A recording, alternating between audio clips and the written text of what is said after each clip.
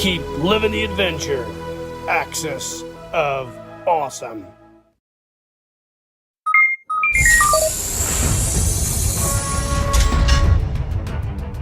Incoming transmission.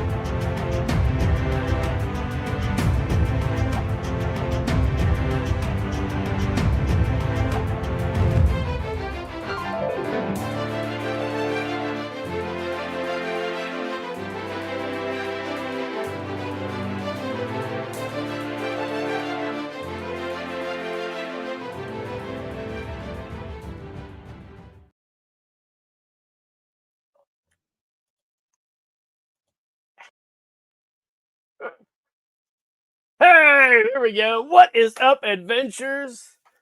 Still trying to figure this out. Probably be doing that for 2 years. But what is up, adventures? Welcome to another Who's in the Shop.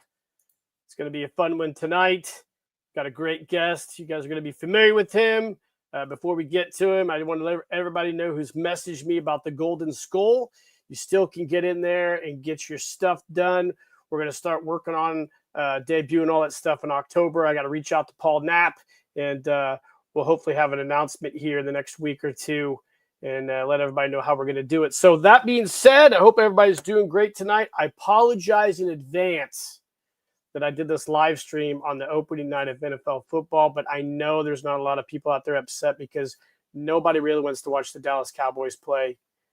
I know I don't. I know Dan definitely doesn't want to watch the Dallas Cowboys play, and about 99.9% of the other people don't either. So watching this live stream tonight, you can thank me. You don't have to watch the shittiest team in the NFL play tonight. So anyway, that being said, guys, let's welcome our guest, the great Dan Dibiase. I'm just reading this book. Oh, what's that? Am I married? Am I married? But I'm reading this book. It's really interesting. What's that book about? It's to serve man, and I'm just I'm caught on something here. It says something like hashed human, casserole of human. How does it's a cookbook? It's a cookbook. I'll get my Aztec death whistle out, and we can serve up some man. So what's up, buddy? Welcome to the shop. I'm gonna have myself some Soylent Green in a bit. Oh, yeah, that would be delicious. Any particular? Do you mix anything in particular with that in the human stuff? Grandfathers, Pickled? Do you like it pickled? Yeah. Oh yeah. That sounds good. A good pickle. I don't know. I've often wondered if I was going to have to eat a person, which part I'd start with. I'd probably start with the legs. You're gonna watch Dual Survival. They had Cody Lundeen and Joe. They're up on a mountaintop in a car that was broken down and trying to save that one. And they were talking about that, and Cody was saying that it'd be the rear end. Start with the butt. Start like a bear. A bear eats ass first, and just while they're alive, I guess. Oh yeah. So this conversation started out on It started off great, man. So how you been? Good. I'm awesome. I'm glad Carolina? to be here. It's still a little warm. Yeah. Storm season over? So far, we may get a storm tonight. I heard there's a chance of storms. So if you see like behind me, it's the light flickering, flashing. So yeah, we get some good storms down here. Half your back half of your house just disappears during the live stream. Man, when Helene hit, God really blessed me. I'm telling you, it was it was a scary night. It was very obviously I had to go out in it because parts of my house were falling off, being blown off, and I'm out there like an idiot. Going out there. I actually threw a ladder up and climbed up and cleaned out the gutters that were overflowing, and but it was pretty scary as far as wind and rain. And the next day the sun came out, and I was like, okay, so I'm gonna go see what's going on. and my road wasn't that bad. There was some leaves, some branches down. I drove down the end of my road, turned right, and it looked like Armageddon hit. I mean, they were just when the storm took out like massive trees. I mean, it didn't hit like little small trees. It was all like these really tall. So everything down in this area now, when you come in here, it's you may see tall trees, but you're like, no, those aren't the tall trees. All the tall trees are gone now. They all go wiped out. I mean, there was I mean, in like Western North Carolina, going up there, it's just what the damage was incredible. So many houses like just got trees dropped on, and it was like, but they bounced back pretty quick. I mean, all I did for like 2 months was just cut up trees. So, so you moved there from Maine? Is that correct? yeah, Yep. I went from Maine. I'm born and raised in Portland, Maine. Okay. Moved to Raleigh, North Carolina. Lived in Raleigh, North Carolina for I think 13 years, and then I moved back to Maine. Why I don't know, but I ended up moving back to Maine. I mean, I know why, but I mean, it's nobody cares. But I moved back to Maine, and I was there for I think 13 years, and it was like it wasn't the same. You really can't go back home, and I love it up there. I mean, I had a beautiful home, you know, and but after 2020 hit, I was like, going, I gotta, you know, I gotta come down here. And I had a friend down here. He's like, you gotta come down here. It's awesome down here. And like, so I sold the house, packed up everything up, and moved to Beverly. So I moved down here in 2022. You miss the winters? No. You got some nasty winters up there, didn't you? It was no, well, it's kind of funny. Your body, when you move. When I moved from Maine to North Carolina first, it was like I went the entire year in shorts. Because it was like even in the wintertime when it was like 40 degrees, I was like, it's warm, And it was over time, your body changes. So I would go home to Maine and I'd be like over there for the fireworks, and I'd be like the only guy sitting on the at the place watching the fireworks, like huddled up in a blanket, and it's like 68 degrees. I'm like, how do humans survive in this? I'm like, I was just freezing. Now and then I never really, when I moved back there, I never really ever acclimated to the cold ever again. It kind of was like I kind of it was miserable. Then I moved back down here, and it's like just so much. I mean, South Carolina. I'm in the people that are wondering. I'm in the Greenville area, and I just love it down here. The people cool are fantastic. I've been there a couple times. Oh yeah, it's a cool state. I always enjoyed going there. Yeah, jump in the car, drive down to Myrtle Beach. I mean, yeah, it's not. I mean, it's like a 4.5 hour drive, but I mean, it's you go down to Myrtle Beach, and it's just you're like, wow, it's awesome. That's one of the few states out east I've actually been to. I've been to North Carolina, South Carolina, and I don't think I've been anywhere else actually. That's it. I don't travel a lot. I like to go tubing. So I usually go tubing up in North Carolina, but they closed it this year because of so much storm damage. I mean, it just washed houses off hills and pushed into rivers. So everything closed up for the year, so they can clean all the houses up. So are you retired now? No. You're still working? Yep, I do. What I do now, it's I do. How can I explain it? It's construction basically. Yeah. But I'm now in a situation where what I do is. I've got basically one client now, and they have rental homes. And what I do is when I go in and I fix rental homes up, either ones that are newly purchased, or ones that are the renters left and they damaged, or or things repaired. It's a good gig. I mean, it's not hard work. I mean, some of it's some people are gross. What's it with you guys from the Northeast in construction? You remind me of This Old House guy, Norm. The funny thing is, I wasn't. Do you know what I was doing before this? I was a bank manager before this. Oh, really? I worked for the big red, white, and blue company. I was a bank manager for them. Oh, wow, really? I got so tired of, which is kind of funny. I think that's the same thing for the host of This Old House. What's the current host, the main host guy? The younger guy. Yeah. He worked for Bank of America too. Yeah, and he left and joined the show in the construction thing.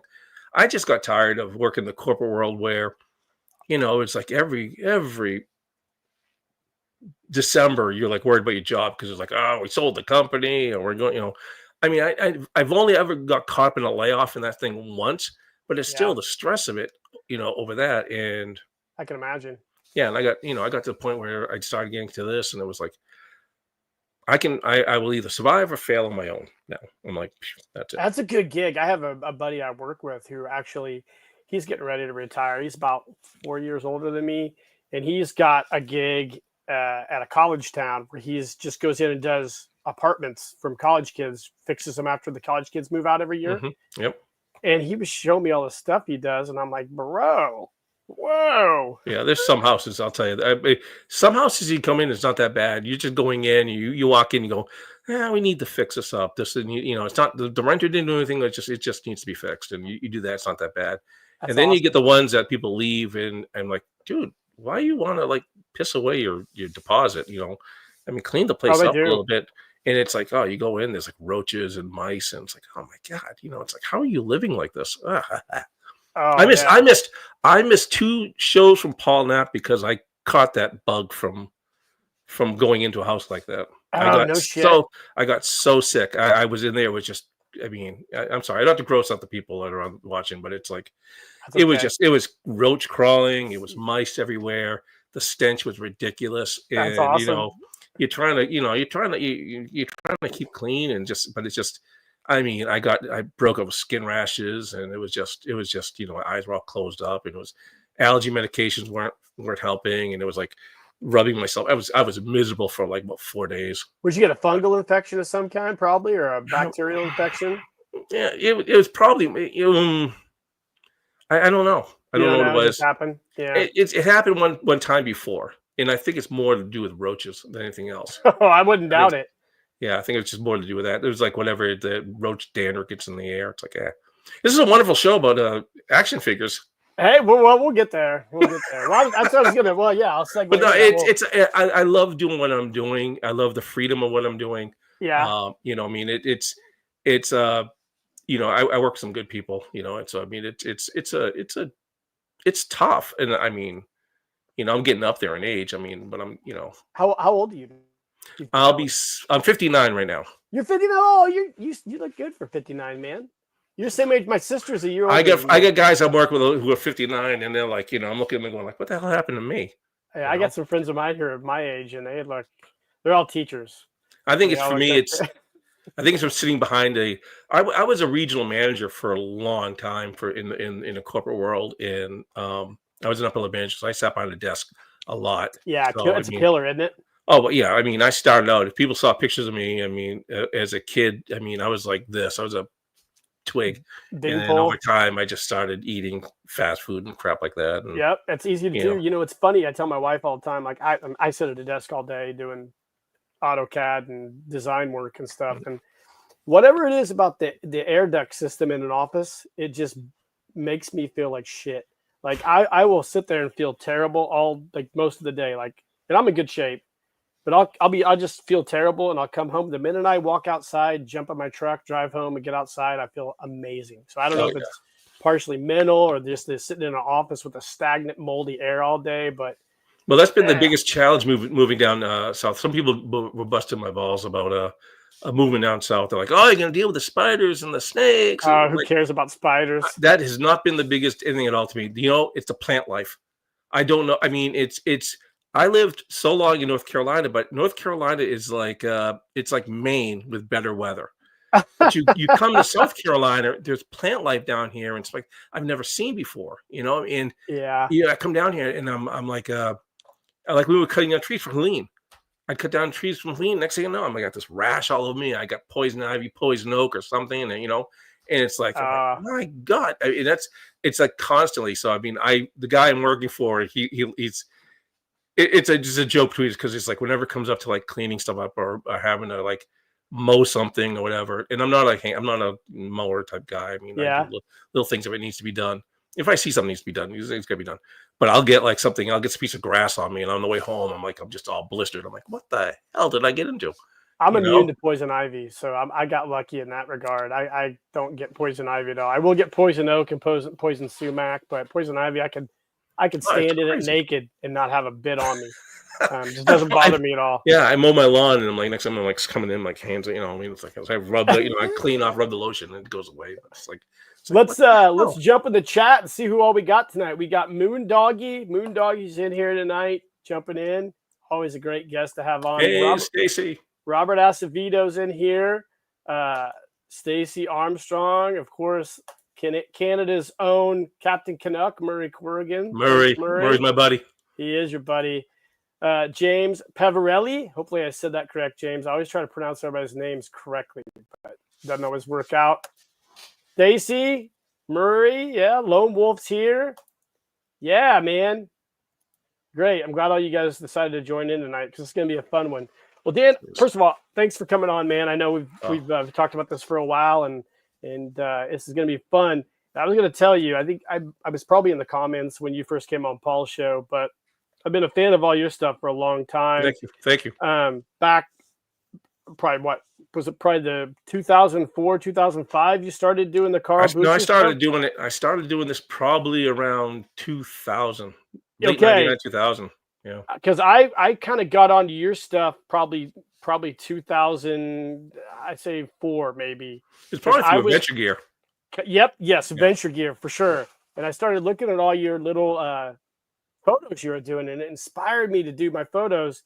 I had some photos I was going to share tonight. I could not find them, but they're so terrible that I was going to share them tonight with everybody. But yes, you were one of the people who inspired me to get into taking photos because I just loved the way your Carl stuff looked. And I actually made my own Carl figure based on yours.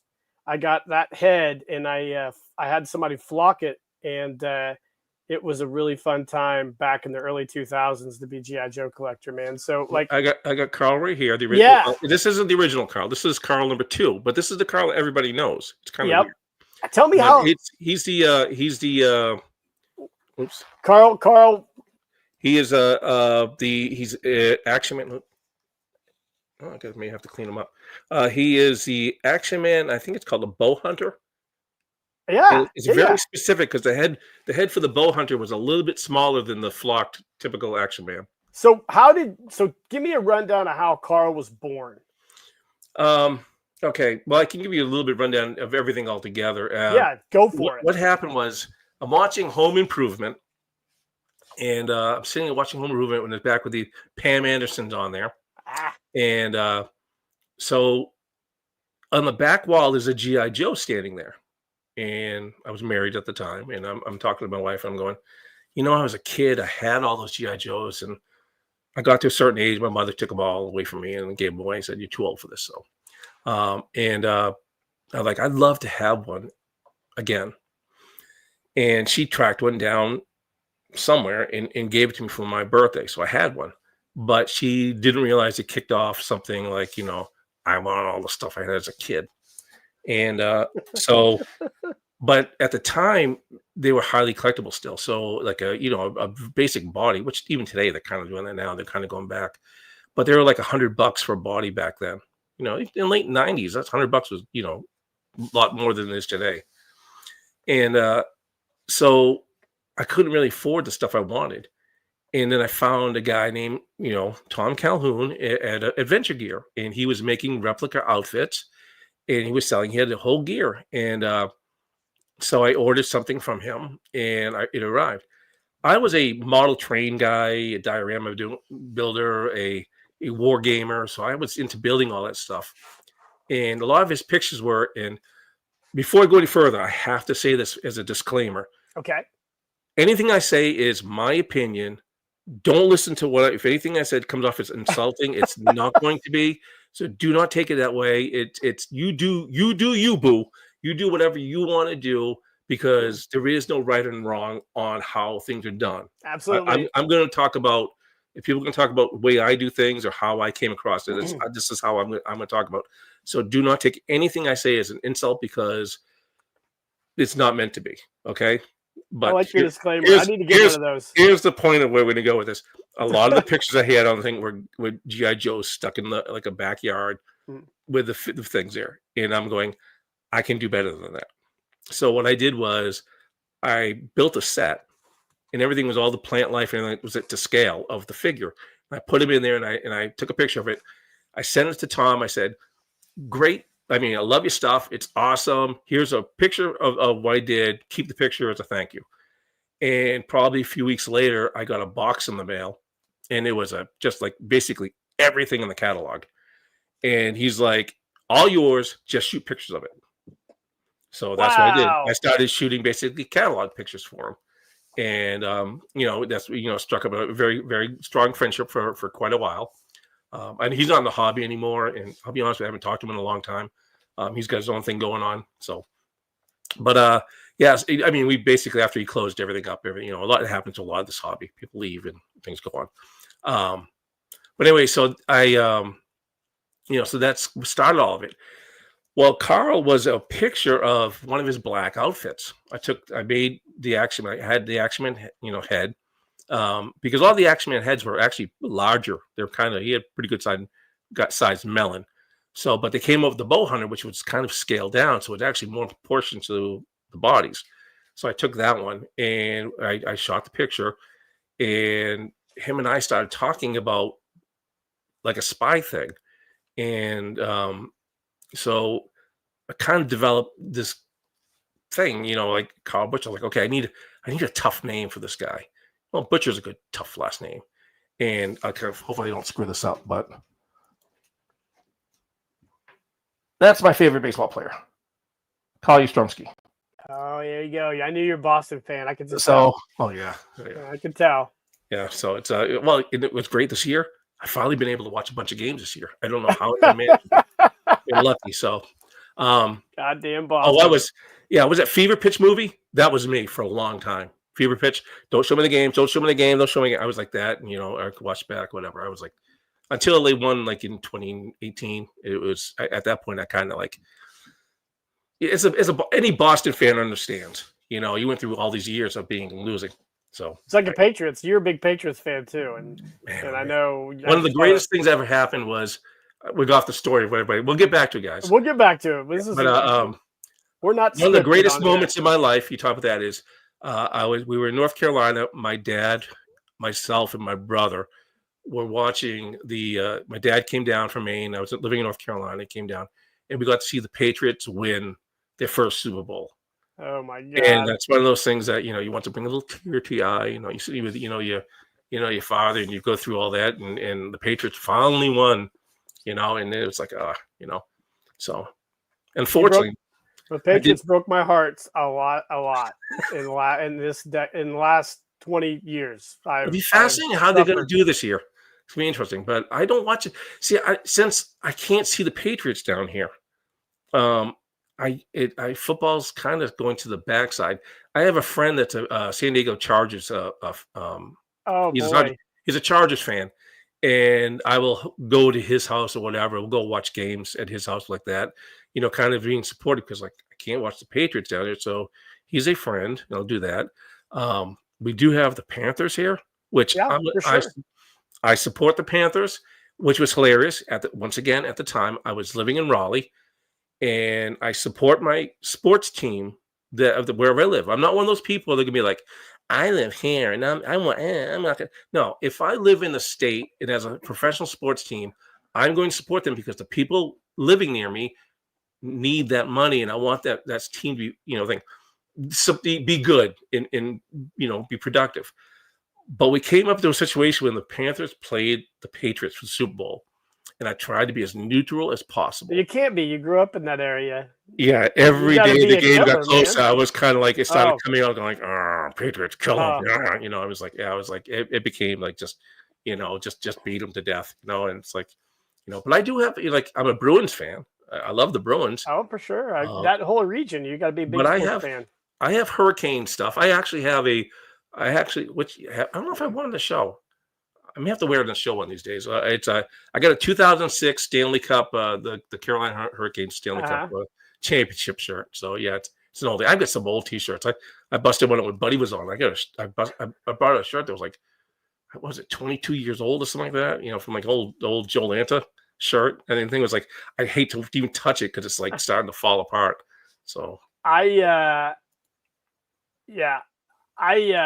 I live in Illinois, but I am not a fan of any of the Illinois sports teams, except for my college, University of Illinois, and I support them. I've supported them ever since I was a little kid because that's where my dad went to college too. And it's hard to be an Illinois fan because they always fall on their ass. But yeah, I love sport. I love football. I don't like basketball very much. I'm okay with baseball. Hockey's fun to watch, but Well, I'm now in a college area. I'm in a hardcore college area. you got to be. And but in New England, you grow up in down here. It's like, in New England, there's colleges up there, but who cares? Because you got the Patriots, the Bruins, the Celtics, and the Red Sox. They're all championship quality teams.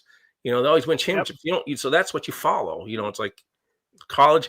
Yeah, it's a nice distraction, but it's like, but you're so you come down here and people get like, when Clemson takes on Carolina, it's like, oh, everybody's going bananas. And I'm like, well, that's cool.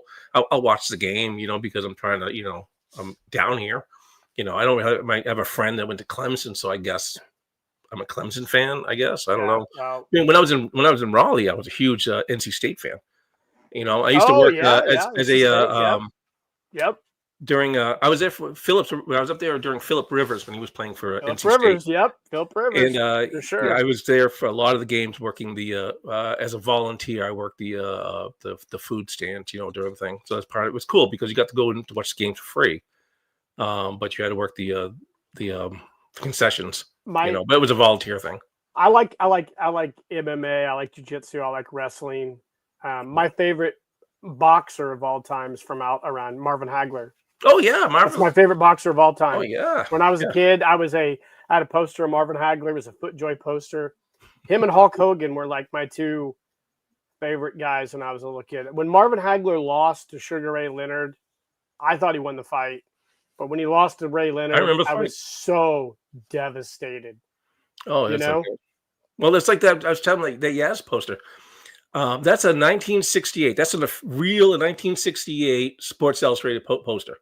And I was in Raleigh, and I went to one of the malls there. It's like one of those malls that are like it probably at one time was the big mall of the town, and they've closed everything down, and then all these small knick-knack shops took it over. And I went in there. It was a place that sold old, used records and things like that. In the back corner, they had like a Sports Illustrated rack. I mean, it had full of all the posters in there. I was like, the Yaz poster was in there. So I was like, oh my God. So I grabbed it for like, the guy was selling it for nothing. So I did that. And now I wish I had grabbed like one of everything. I mean, because I had like, Brooks Robinson and, Joe Namath poster and all that stuff, So, but, so I grabbed it and got that. And I'm like, just so excited that it's one of my prized possessions, That's cool. Oh, when I played Little League, 8 was my number.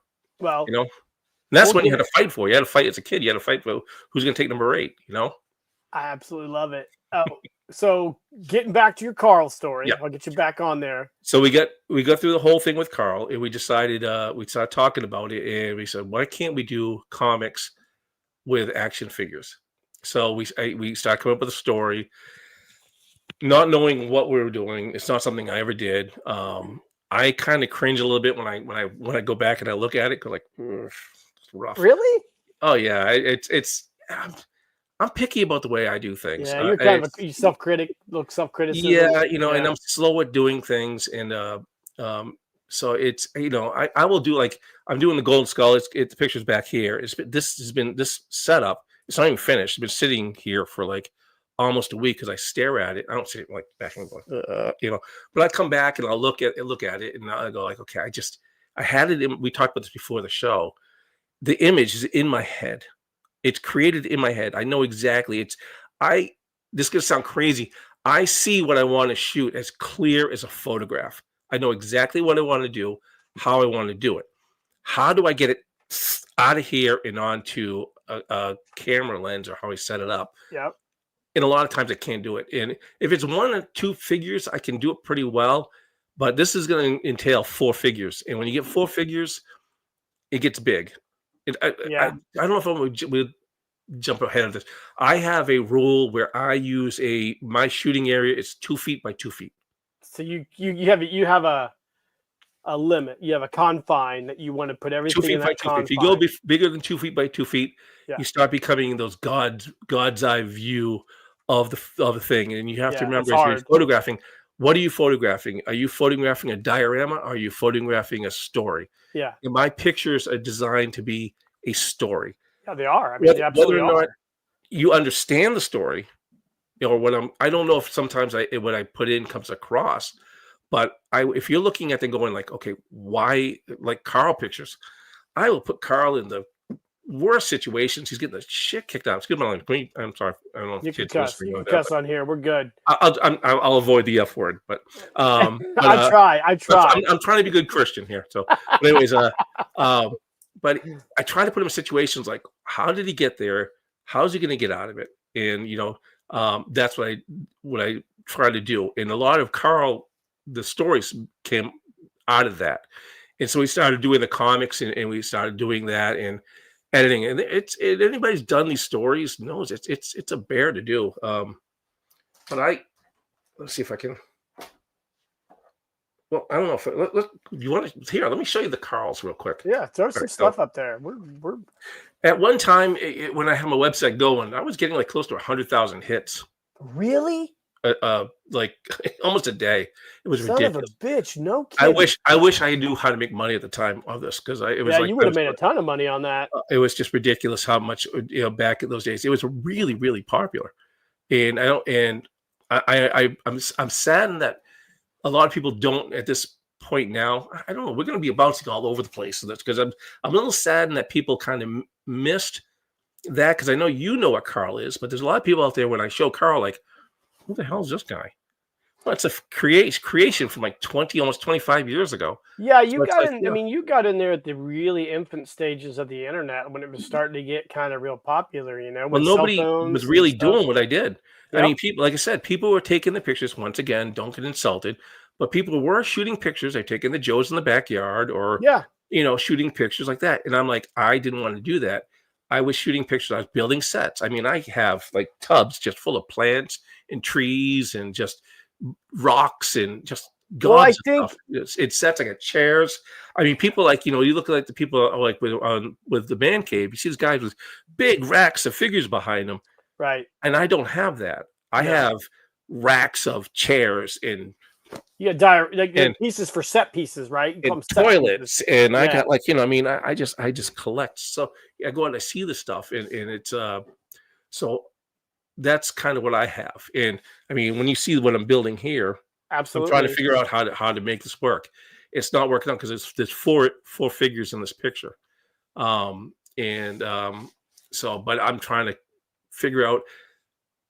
I think maybe I jumped off this, but yeah, if you go off the 2 feet, you got to look at your picture. Everything's. I'm not doing this, but you got a V. Yeah. You get the camera lens, and it goes out. So if you keep it 2 feet. Set 2 feet, it forces you to stay in on the subject of the picture. If you want to shoot a picture of your diorama that you built, awesome, congratulations. But you remember, everything we send nowadays we see everything is through like on the computer, and the computer is limited on how much it can show you and how much you can zoom in and whatever. I mean, you can take a giant picture, but even when I post pictures on Facebook, they downgrade the quality of the picture. So when I post things on Toys Mine or any of the other groups, the Playhouse or anything like that, you're not seeing the full HD quality of the picture I shot. No, you're not going to. So it's downgraded. So it's kind of like, so you remember so you've got to make the most of what you're shooting when you shoot these pictures. And that's what my advice to people when they're doing stuff. Sometimes you can't avoid it. Sometimes you have to go way up, whatever. The other thing too is making sure when you put you guys figuring out, you got to make sure you place the guys so you don't have the back of the heads on there. You always got to figure out a way, or you guys, when you shoot like stories, that everybody's looking at the camera, right? Or sometimes it may look weird when you set it up, and then you shoot the pictures like, oh, it works, yeah. So it's like, it comes out.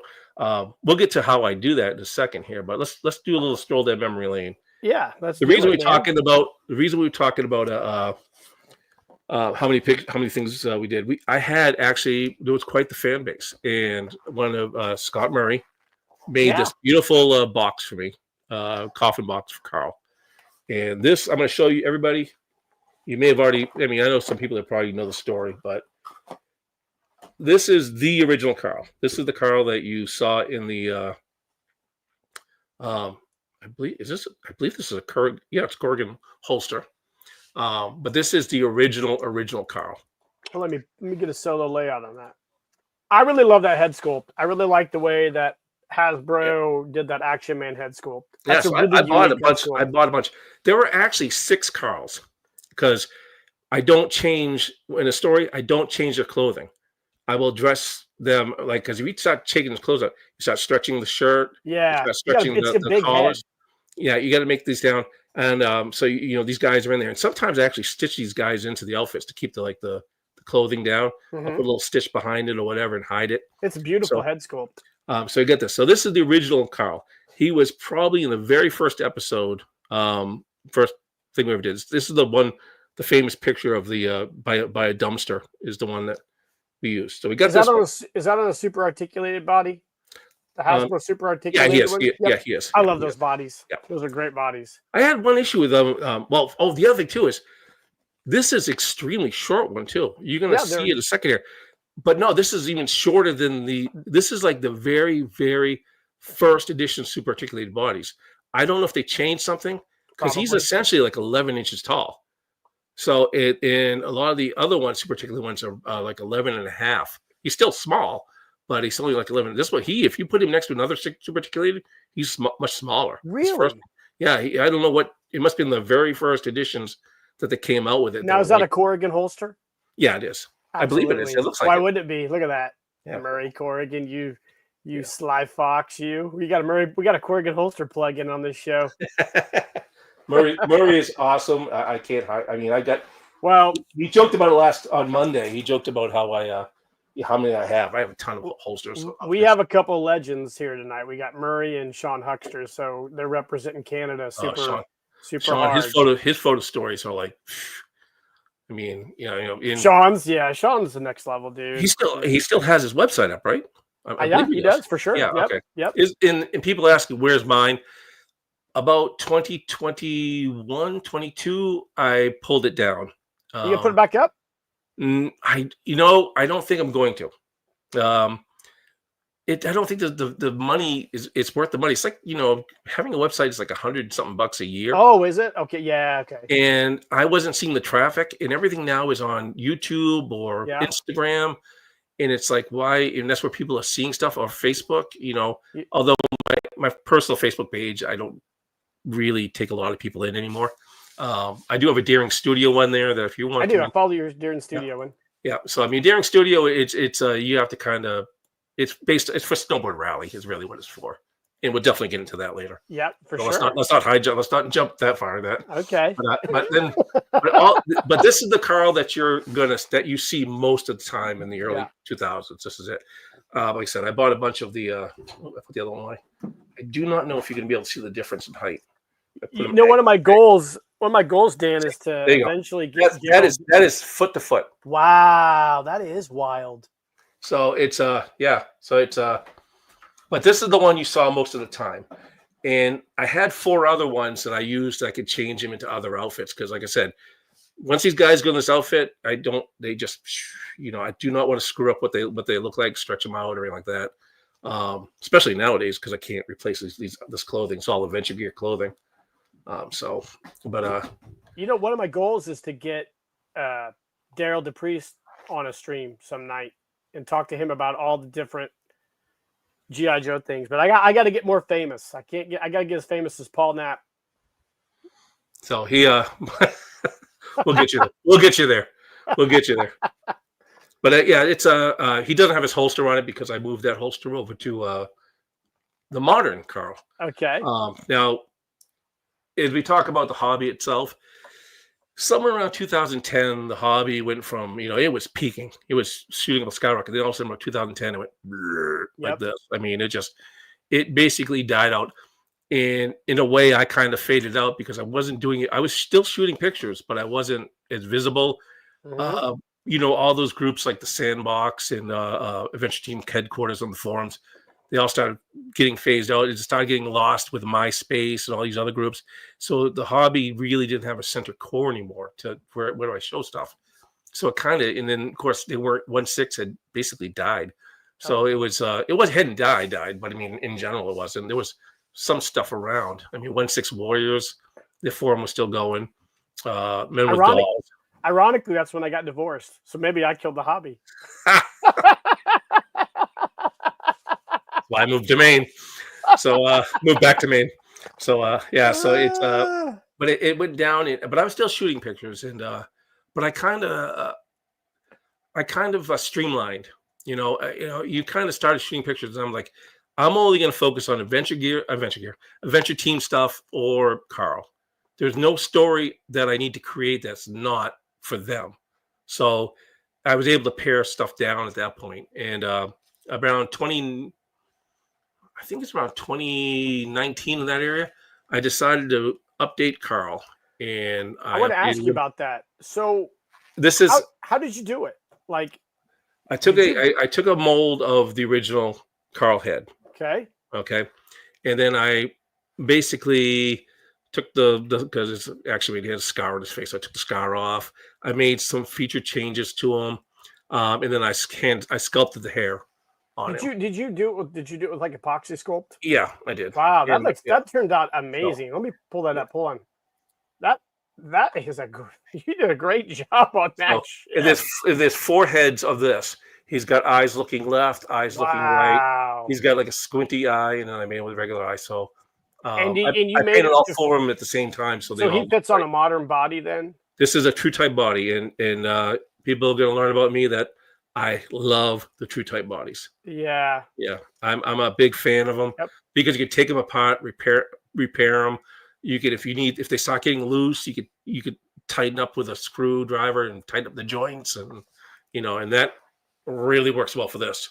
Yeah, for sure. When you're going to be doing a lot of poses and stuff, those modern bodies are great. Yeah, so this is how it is, and so I, updated it kind of because I wanted things to be a little bit more realistic looking. Mm-hmm. The original Carl. I mean, this is what we had. I mean, you had Dragon, but you had these were toys, which I love. I love the toys. I mean, and I said that on I talk about the my on Monday when I got busted for this. Oh, we'll talk about. I want kids to play with toys. Absolutely. It's not for me. I'm an old geezer. I mean, I enjoy the toys, but I mean, it's like, and I do this, but I want kids playing with toys. I'm in that right now. Yeah, it is an interesting thing. I love seeing the pictures you post of your kids playing the toys. It's awesome. Yeah, he loves toys. He also loves electronics, and it is a right now. Being a parent at my age, I'm 50. I'll be 51 here soon, and I have a almost 7-year-old. Listen. I'm an old fogey. We're gonna beat that to death. But it's not like we didn't have electronics as a kid. We had Atari. No, we did. You had. Granted, it was Atari, it was Pong, Atari, and Nintendo. Yep. Yeah, and we had playing Frogger and stuff like that. We had those games. We played that, but we still was outside. I played a lot of always outside. And it was it just we did a lot of things. And if it's got to be more along. Well, there's Dan lecturing. It's about along with the parents. No, it's true. It's true. Take the kids away from the things, and unfortunately, a lot of games can be played on phones, but. Yeah. Just another job I used to work for. I worked for a big phone company that had the letter V. So I worked for them, and I can tell you right now, you can put blocks on your kid's phone to keep them from doing things. No, you can actually log into it to actually monitor exactly everything they're doing, everything they're saying. So he will not get a phone until he's at least in junior high, probably early high school. I'm old school, hardcore, like stuff like that. So, yeah, but it is funny to see their interests though, because we do a lot of play outside. He loves Shogun Warriors, like he loves those giant robots, like those are his prized possession. And just to watch the imagination of them though, like it is interesting because him and I are very different. Him at 7, almost 7, and me at 7 are completely different humans, which is understandable, but. Man, I love toys too. I think toys fosters imagination. When we were kids, I can tell you this. We talk about one of the things they talk about fondest memories on the Man Cave is 1976, the Olympics. And one of the things we did with our GI Joes, I lived in a Cape Cod house my mother's house, and we'd go in the second story window, and we'd get a 5-gallon bucket of, filled with water, and our GI Joes would dive out of the second window. I mean, we put them up the window, push them out, and they would go down 2 stories off the thing and into a bucket of water, and we'd rate it as kids. Yep. They hit the center, then it was like 10. If they bumped the side, maybe a 5 or whatever they did. If they missed altogether, they would screw it up, but they get a 1.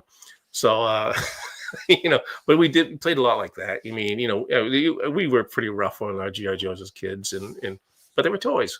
And they were toys. And we had a lot of blasts with them. We had, friends like that. And of course, obviously, like every story, eventually, started chasing the girls and things, change. Absolutely. But, we'll get into this later, but my son, his favorite superhero is Iron Man, and I fucking hate Iron Man. Iron Man actually, isn't he like the true villain of all the Marvel movies? Well, he is to me. Yeah, he's the villain of the comics too, in a lot of ways. But I mean, he created a lot of the problems that exist in almost every movie. He is. Tony Stark's a scumbag. But anyways, I've been into this. But anyways, so we'll lay in bed, when we go to bed at night, and we will talk about what superhero is the most powerful and who would beat who. Yes. Is that Spider-Man Max? It's the Mayfix. Oh, that's the Mofex one. Okay, yeah, that's fucking. That's I got like 4 or 5 of them. Yeah. Murray, I am a hater, Murray. I hide it all the time. We'll get into comic books here in a bit. But anyways, so yeah, toys are awesome. You're right. When we were kids, we did all that stuff. So Carl stuff, getting back on that. You're Well, so anyways, we did the photo stories of that. Yes. I mean, we created the Devil of the Woods, which was a Bigfoot story. Absolutely. And all these stories, I have all the photos. And here's the thing with Carl is my goal is eventually to turn them into a YouTube video at this point. Yes, I love it. The problem having is many years ago, I lost a hard drive. Oh, do you have Bitcoin on it? No.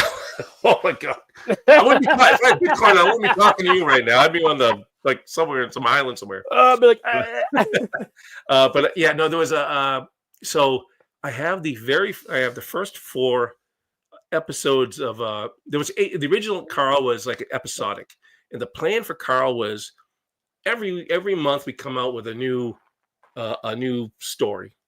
And so I have to, photograph and write it and blah, blah, blah. And I got about 5 stories in, and I realized, like, if I get hit by a bus, nobody's ever going to know how this ends. So the story, the first 5 are just these random, like, villain of the week type stories. Okay. And then around episode 4 or 5, the story all of a sudden becomes like everyone rolls into the next episode until I came to an end. So I didn't know what I was doing, never done it before. And it was just, doing the stories, having to come up with sets and building sets and all these things. It's like, it's a lot of work. And so it was crazy. But anyways, I lost hard drive. I lost 5, 6, 7, and 8. And all I have is the original pictures that were posted on the web. And so the quality's down, right? And here's the thing for everybody that understands, like, oh, who cares, Dan? You got those. Wow. Because I mean, I want the original pictures without the word balloons, because word balloons back in 2002 are not word balloons we use today. They're not. So you had to actually go in and cut it and drop it in, and they weren't very, they didn't have the nice round things. It was, very pixelated. I did it in PowerPoint. Oh yeah. I got some PowerPoint ones too. Oh man. We I mean, back in those days, for people trying to understand, a computer screen was a CRT, cathode ray tube, screen is what you had. It was a box. It was like this big, and it weighed like 50 pounds. Yep. And a screen size was about 13 inches to 15 inches.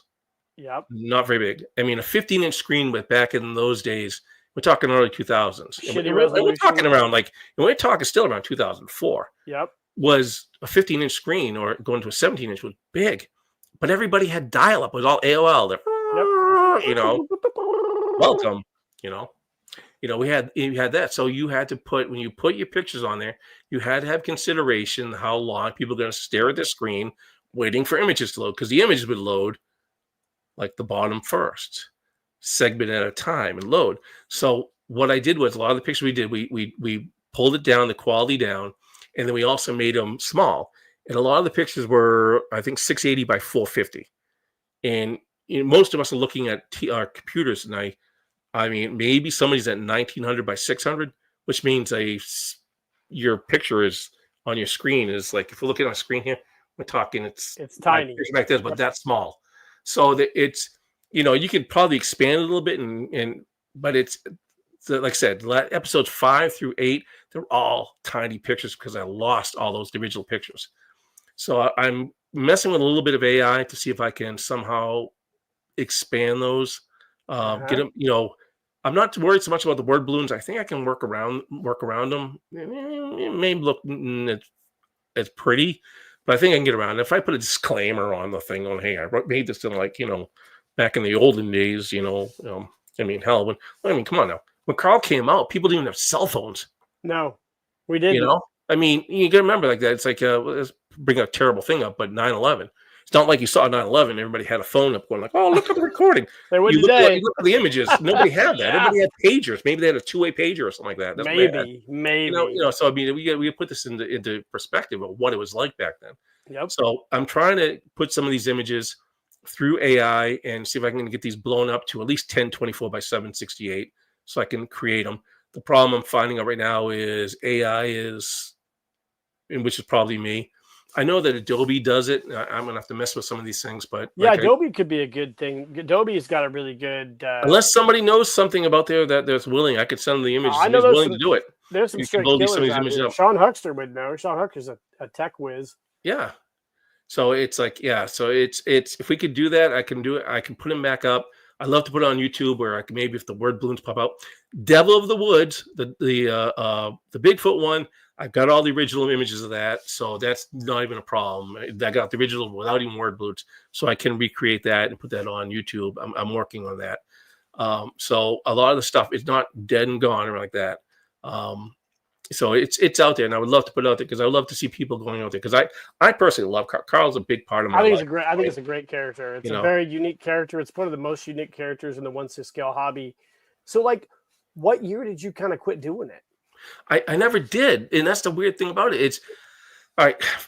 I was really heavy into it, and we're going to get into a little personal data here, things here. Sure. I went through a divorce around 2007, 2008. So anybody's going to be through a divorce knows how shitty they are. Okay, and whether or not you're the person that's good or bad, both people lose. There are no winners. Yep. And I made the decision at the time to move back to Maine. Okay. My father was getting older. And I was living in North Carolina. My mother passed, and I was like, I don't, it sucked. So I was like, I was like, it was a decision. And so I went back to Maine, and it kind of slowed me down from, trying to basically rebuild my life. So I wasn't shooting as much pictures. It wasn't the priority, but the hobby itself had slowed down. It wasn't really out there. And so, but I was still shooting pictures. I was shooting pictures every so often, and I post them on my own Facebook or, I find somebody. And that's the thing with Facebook groups is they come and go. You're like, okay, they're here and then they're gone or whatever. Yep. And oh yeah, well, we'll talk a little bit about the groups back in the day. Even those groups back in the day were not that fun. I mean, I know there's a lot of affection for the sandbox. I was not a fan of the sandbox. They were kind of toxic. They were toxic. Yeah, they were use that term. I hate to use the new kid term, but they were not. If I try to send pictures of Carl on there, whatever, nobody cared, and it was like, But then they had the Adventure Team headquarters, which was more in line with that. So it was like, it was a good Facebook group. Yeah. I love the ATHQ. Yep, it was a great group. Unfortunately, a lot of these guys are no longer with us, and I cry every day. I still post to some of those sites on occasion. It's a great group. But getting back, so I moved to Maine. At this point, everything had slowed down. The hobby itself wasn't where it was. It had changed. And so I kind of was doing everything and shooting that. But I'm going to skip over a little bit because this is a whole different animal. This kind of took my time up. This kind of brought me back to life, snowboard rally. Okay. And there's a lot about this that we can talk about on that. Yeah, for sure. Let's get into that. I'm gonna say, was it 2023, 2024? 2024. Did you see I Sean's started message? seeing what's that? Sean says, hit him up about those pictures. Oh, Sean, love you, man. Sean, yeah, Awesome. Sean's the best. Yeah. Oh, that everybody's watched the video. Watch the video of that briefcase. Jesus, Everybody should get that briefcase. That thing is just fantastic. Just watch all Sean's videos. Sean's been posting Oh. on YouTube He's got me watching the other one stuff. That I mean, I'm looking at he's the got other a day with the shitload castle. of content. You're doing the poking into it to get the pop open. I watch. See, Sean, I watch your videos. Yeah, people like Sean, like anybody out there watching, follow Sean on his YouTube because he is doing some wild reviews of some really cool stuff. That's like new stuff. Oh yeah, So, it's awesome stuff. and It really is. I steampunk. love that briefcase. I watched that video. I think right after was it Sunday that came out? Yeah. I watched it and it was like I was like going. Did you see his steampunk Polly Pocket he made? No, I didn't. Oh Jesus, you got to watch that because that is the wildest thing. He basically made his own Polly Pocket micro. When was this? When did this one come out? How long ago? Oh, he's been like it's like there's probably I don't know, Sean, like maybe 6 videos. But it's freaking wild, man. It's like he is. And the thing about Sean is Sean goes back also to like the days when I was shooting pictures. It was back then I would say, and not to insult him, but the big three at the time were myself, Todd and Dave. Dave Pisani, Todd Pleasant with Aesop. And then obviously Sean with his photo stories. Yep. His Doctor Who one is fantastic. They are fantastic. People need to check his website out for those too. Oh yeah, and I'm glad it's still up. And but getting back to me, everything kind of died down for me, and yep. I kind of was. I think I became kind of like a ghost. I was still there, but it was kind of like, hey, remember that dang guy? And I pop up, and I see it pop up in these scripts going, I'm still here, guys. I'm still alive. I'm still watching what you guys are doing, and I'm still reading. Because just be assured that when people post things on their Facebook page, I do look at stuff. If I kind of feel when somebody posts something on Facebook, I have to look at it because I feel rude if I don't look at it. It's like it's important to them, so it's like okay, it's important to them. Listen, I'm like as bad as everybody else. I got into politics. I made 2025 a vow that I'm getting away from politics because I want to use that word. I hate it now. I'm so boring and so tedious. I don't want to talk about it anymore. So it's like I'm really avoiding that stuff.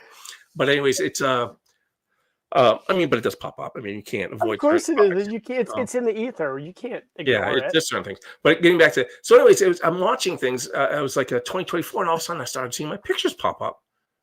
Yeah. Going, why is my picture? That's my picture. Why is it? Where's it coming up? And it's popping up, and I'm seeing them, but I'm not really. I'm seeing other people post it. I'm going like, why is just all this interest in my photos popping up everywhere? To me, it was a lot. I'm going, where did they find these photos?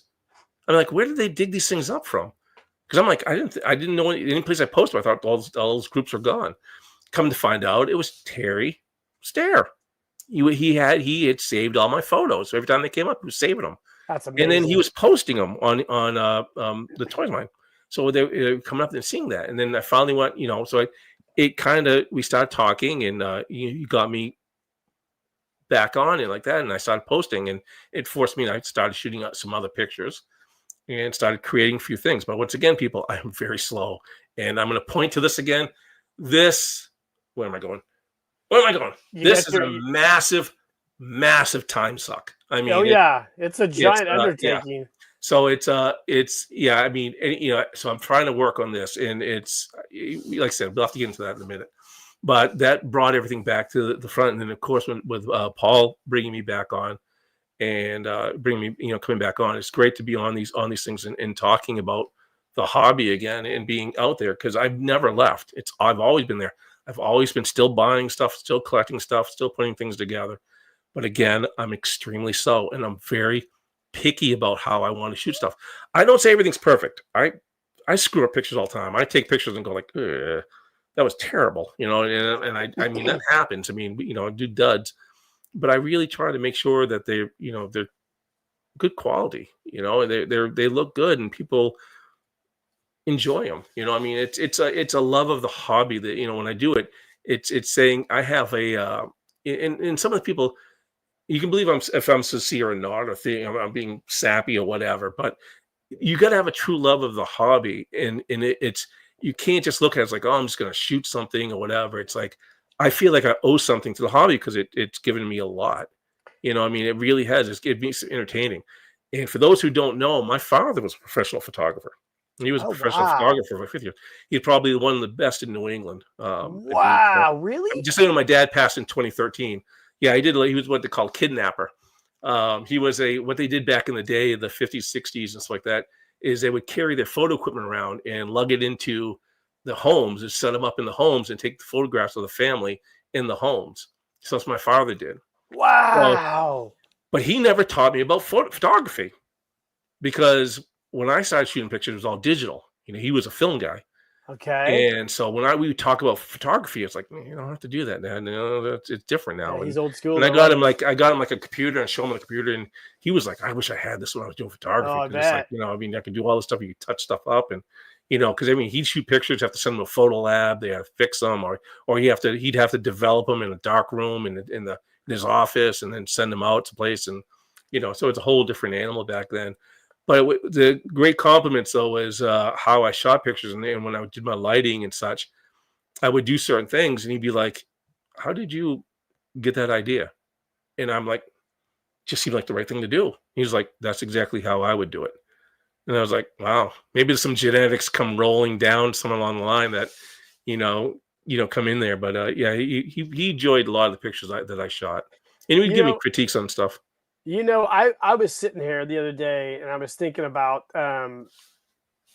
everything right now and how like we've got a resurgence in our I feel and I don't know, I think a lot of the guys out here in the chat feel the same way.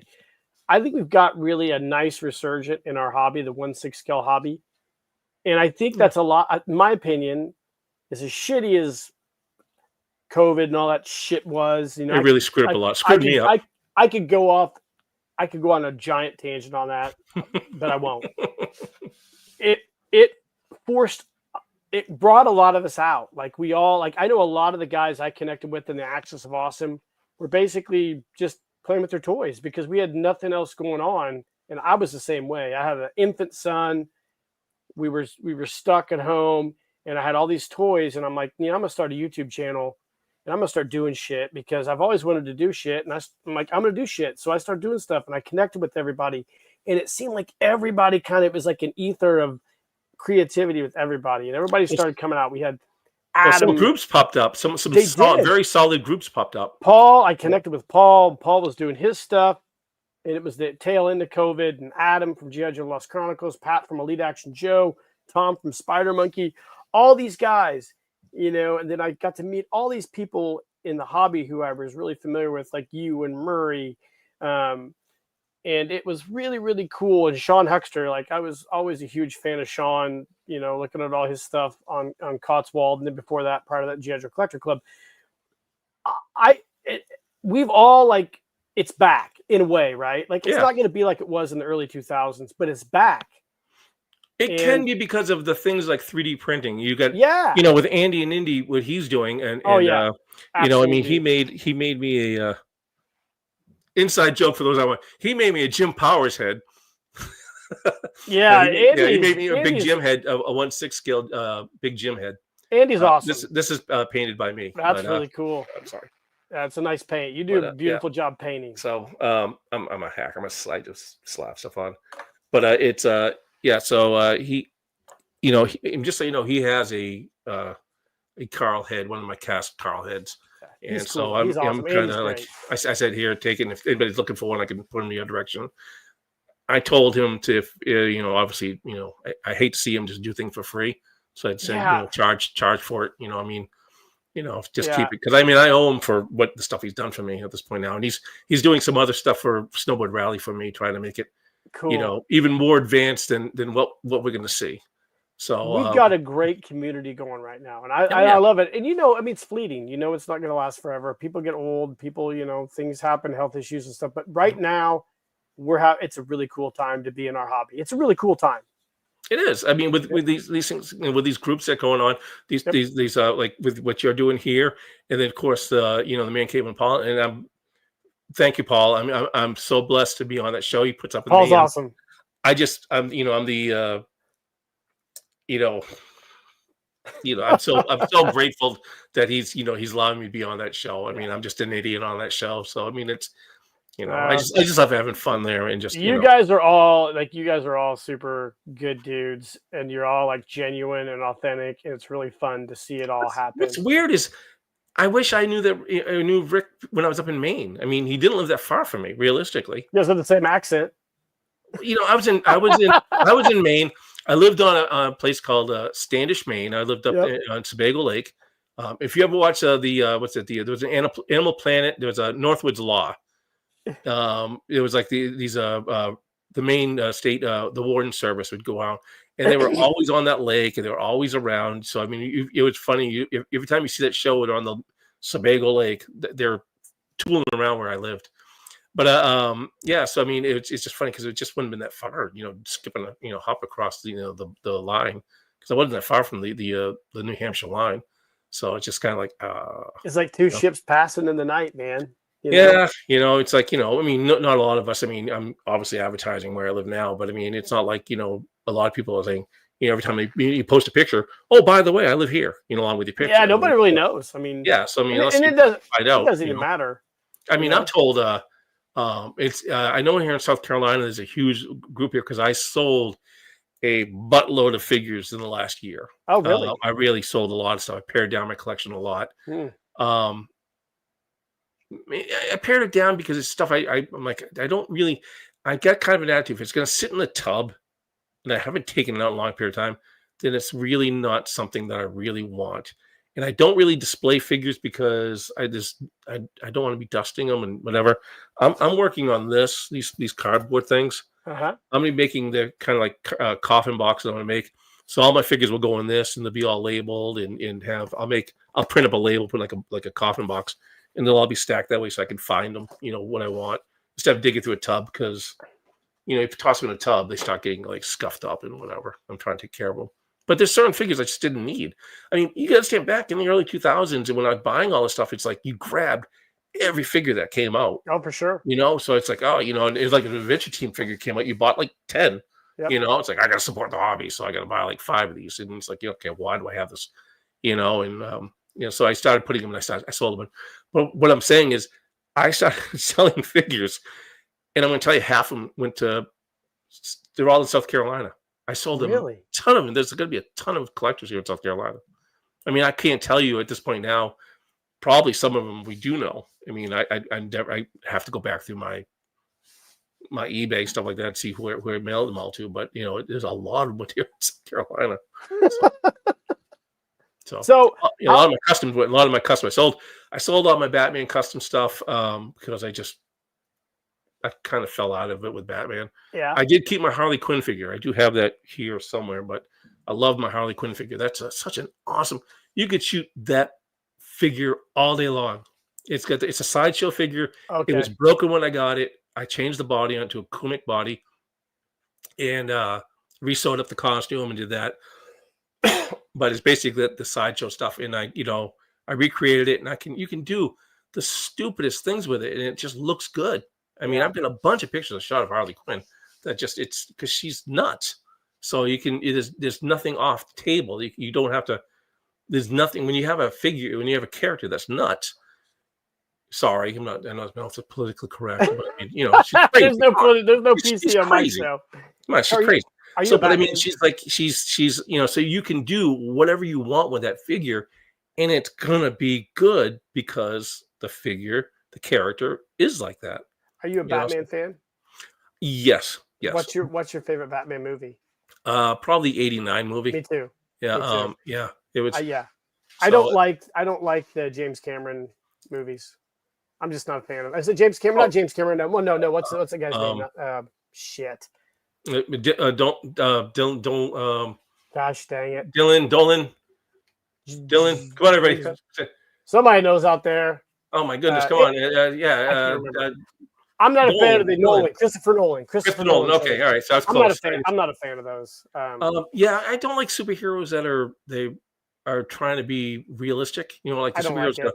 always take their mask off or whatever. It's like, go with it. It's just, why are you scared of this stuff? Of course, Batman's always been ridiculous about his like, nobody's gonna know who I am. Did you like the newest one, the Robert Pattinson one? I I did really actually. enjoyed it. I actually enjoyed it.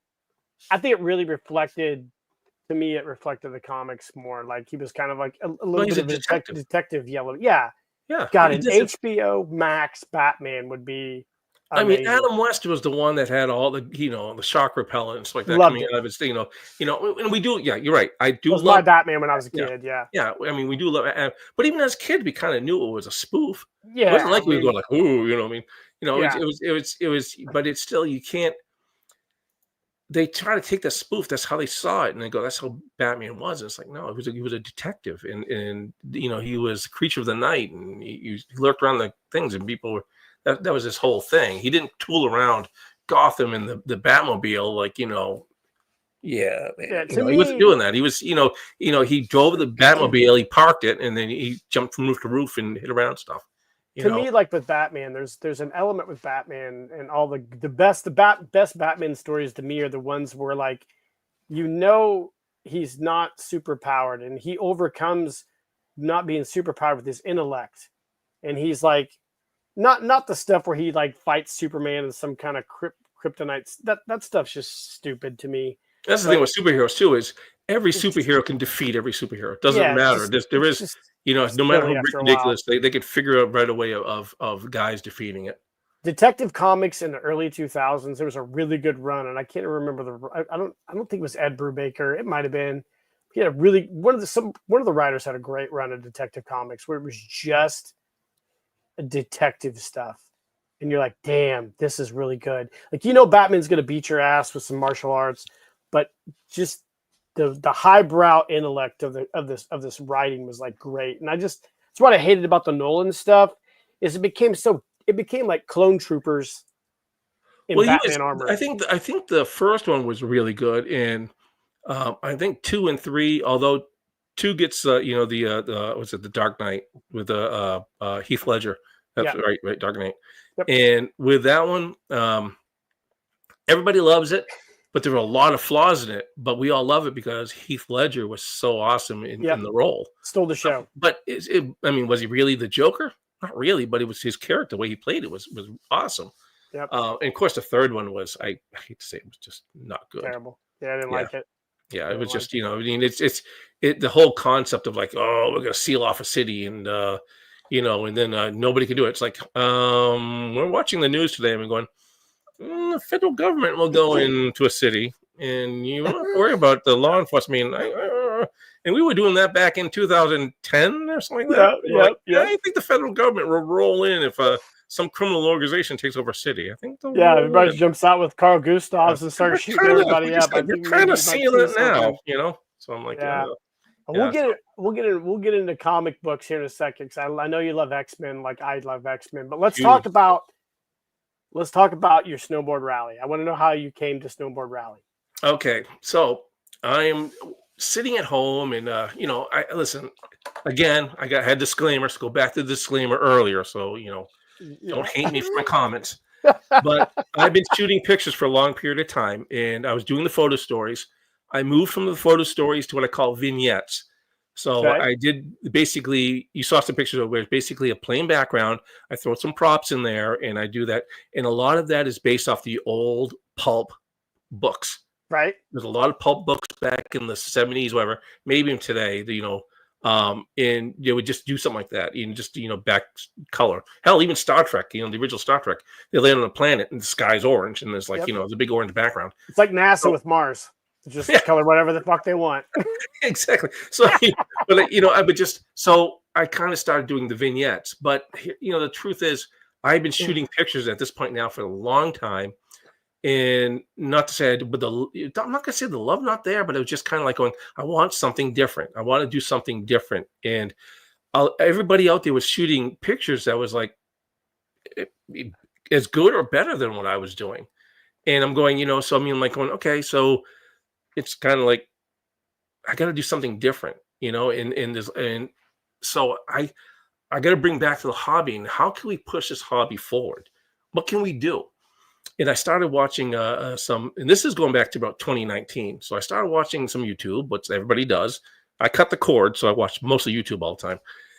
So so I'm watching the thing, Yelly's Marble Runs, where There we guys. go. That's what Sean Huckster just Yeah. commented. So it was I watched that and I loved it. It was really cool stuff. I'm going, that's really cool. And then I discovered 3D Bot Maker. And 3D Bot Maker is a guy who races Hot Wheels. And I mean, Oh, there's a bunch of wow. channels that are doing this, but 3D Yeah. Bot Maker is, I mean, there's like 3D Bot Maker, and then everybody else is like down, like Yeah. way Like down he's like the here. Mr. Beast of Hot Wheels, kind of. Dude, he is so good. Yeah. There is, if you look it up, you look for 2D's new favorite car, it's a Chevy Citation. It was a couple of years ago. That was my entry. Now, I am not a Hot Wheels collector. Yeah. I'm not. I'm seriously, I am not. But I loved it. I loved it so much. You can send cars in, but you have to wait for him to call for them, and it could be like every 3 years because he gets so many. But I said, the hell with it. When he did a call out, I said, I'm going to enter one. So I figured it out. I bought some track. I designed the car, and I decided to use a Chevy Citation, which I thought was the most ridiculous car, because that's my personality, guys. If you're going to do something, and anybody knows me at this point, how do you not know that I'm not going to do the stupidest damn thing? If somebody brings it out there, I'm not going to, everybody's going to everybody's like, oh, it's going to be a competition. I was making this car to be competitive. If you watch the video, I didn't win, but I was definitely the center of that video, and it was definitely the car. They were talking about the car. They call me Dan Daring in the thing. That's how I submitted my name. You have to submit a driver name. I said Dan Daring, and so you see that in there. And it was funny. The ending was. I don't want to give the ending. You got to look it up. But the ending was absolutely hilarious. How it ended. It was hilarious how it ended. And I actually was able to talk to the guy who runs a channel on there, and he's like, man, he goes, that was fantastic. He goes, that car wrote the story itself for that race. And I'm glad. I'm happy. Like I said, I didn't win. Hell, I think I came in third on that, but it was just hilarious. Crazy. Oh man, my car made some good passes, but I actually did. I set up. This is how I do things. I actually bought like the track that he had. I set it up in my living room, and I kind of figured out the length of what his track is. I saw some behind the scenes photos, so I kind of had an idea how big the track was. Oh, you psycho! That's awesome. So I didn't build a duplicate. I just built it a certain way, and I bought a bunch of Hot Wheels. I went down to the local Walmart. I bought a bunch of Hot Wheels. I do know one little secret that everybody's talking about Hot Wheels. If you ever decide to do it, the Mario Kart wheels, people taking wheels off that, they say that's the best wheels to grab because it's a brand new mold, and they're not old, and the wheels aren't like out of Mario Kart wheels are really good. They are good. So, but anyways, so I built the car. You could send two in, and they did have to qualify. It wasn't like you just didn't. They automatically went in. They did have to qualify. They had to meet a certain time and stuff like that. So, in my car qualified. I should have done two, but I only did one because I was like, "Hey, this could be a waste of money." I mean, I already dumped like $10 into it. Cheap ass that I am. But it's like and the car was beat up. Like somebody had stepped on it. So I was like, okay, I'm not going to feel bad about fixing the Citation. So if you look at the picture of those cars, it looks kind of bent up. It's got bent wheels. Oh, I took the wheels off a Corvette. So you put the other. I modified it. Yeah, I modified it. You could. It had a certain weight parameter which you put in. So I actually made it to the weight. I did some races. I did like a mock tournament in my house, and I found the car that was the fastest. I used the wheels off that. I won't look into this because I don't want to become that guy. Because I love. I do have Hot Wheels tracks. Yeah, I'm a Hot Wheels track guy, and I will. Oh, just watch his videos. It's just so entertaining. And I'm hoping that maybe I can be somewhat like that when I do Stonewood Rally. But that's what inspired me to do this. I'm like, okay, what am I going to do? I really enjoyed this. I really enjoy this like that. This is what's going to be good for the hobby. It's going to be awesome. If I can be racing GI Joes, if I can figure out. So the first thing I had to come up with, if like I said, if you watched in the group, if you got through the videos, you could see the progression of where it started out. I did a lot of testing. I mean, ridiculous amount of testing to see if the stuff works. And at first, it was going to be like a skiing competition, and then it was going to be a bobsled. It's gonna be bobsled. And I'm going, no, I don't think people are gonna want to watch people do time trials. So I'm like going, what do people want to watch? And I am a huge Winter Olympics fan. I love the Winter Olympics fan. Yep. Could give a rat's ass about the Summer Olympics, but I love the Winter Olympics. I have a bunch in the back room, which is I'm a little as I do, I go off here. I have a bunch of replica Olympic gold medals. Okay. I've got them gold medals from every Olympics going back for I don't know how many years. I got them back there. And it was hilarious. I had them hanging in display in my house when I sold my house. And my real estate agent come in, and he walks in. He goes, "Are those Olympic gold medals?" And I go, "Yeah." Did you know I was an Olympics? Yeah, I'm a 6-time Olympic gold medalist. He's looking at me like, because I'm fat, So I'm like, he's looking at me like. I said, "Oh, these were a long time ago. These were a long time ago." Like I was like, I said, "No, I go, no, those are replicas. They're all fake." But I'm telling you, they're heavy as hell. If somebody came in my house, I took a swing like this, I'd kill somebody with those things. Oh, I bet. I don't know what they're made from, but they're heavy. So, but anyways, so I'm looking and going, there's a thing called snowboard cross, Yep. and it's a bunch of guys racing on snowboards. And I said, okay, let's do that. So I started going into it, and I had to figure that out. And I did small testing, and I could get an action figure to stand on a little snowboard. Let me grab one here. Yeah, let me see one of those. Let me roll this over here. I'm gonna probably dump this over. So that's okay. Let's get the okay. Here's one that everybody seems to love. Let's grab Ken Barbie. Every one of these guys has a name. So this is Ken Barbie. So are those on modern body sculpts? These are all the true type bodies. Okay, cool. Yep. So you can, because that way I can snap them into the boots. Yep. These are all action figures. They're not like welded down. And, I have to position them. And what I did was I basically built a Pinewood Derby car. Yeah, it's basically a Pinewood Derby track. Yep. But the car's the size is not the official thing. Yeah. And so I got them all tuned up. I mean, I polished the wheels, the whole thing. I've tuned. I mean, I could build a. See, it came out. So where did you get the boots? The boots, believe it or not, they're a combination. They are Bratz dolls snow boots, and then I took some of those. And then I took some of those the fingerboard.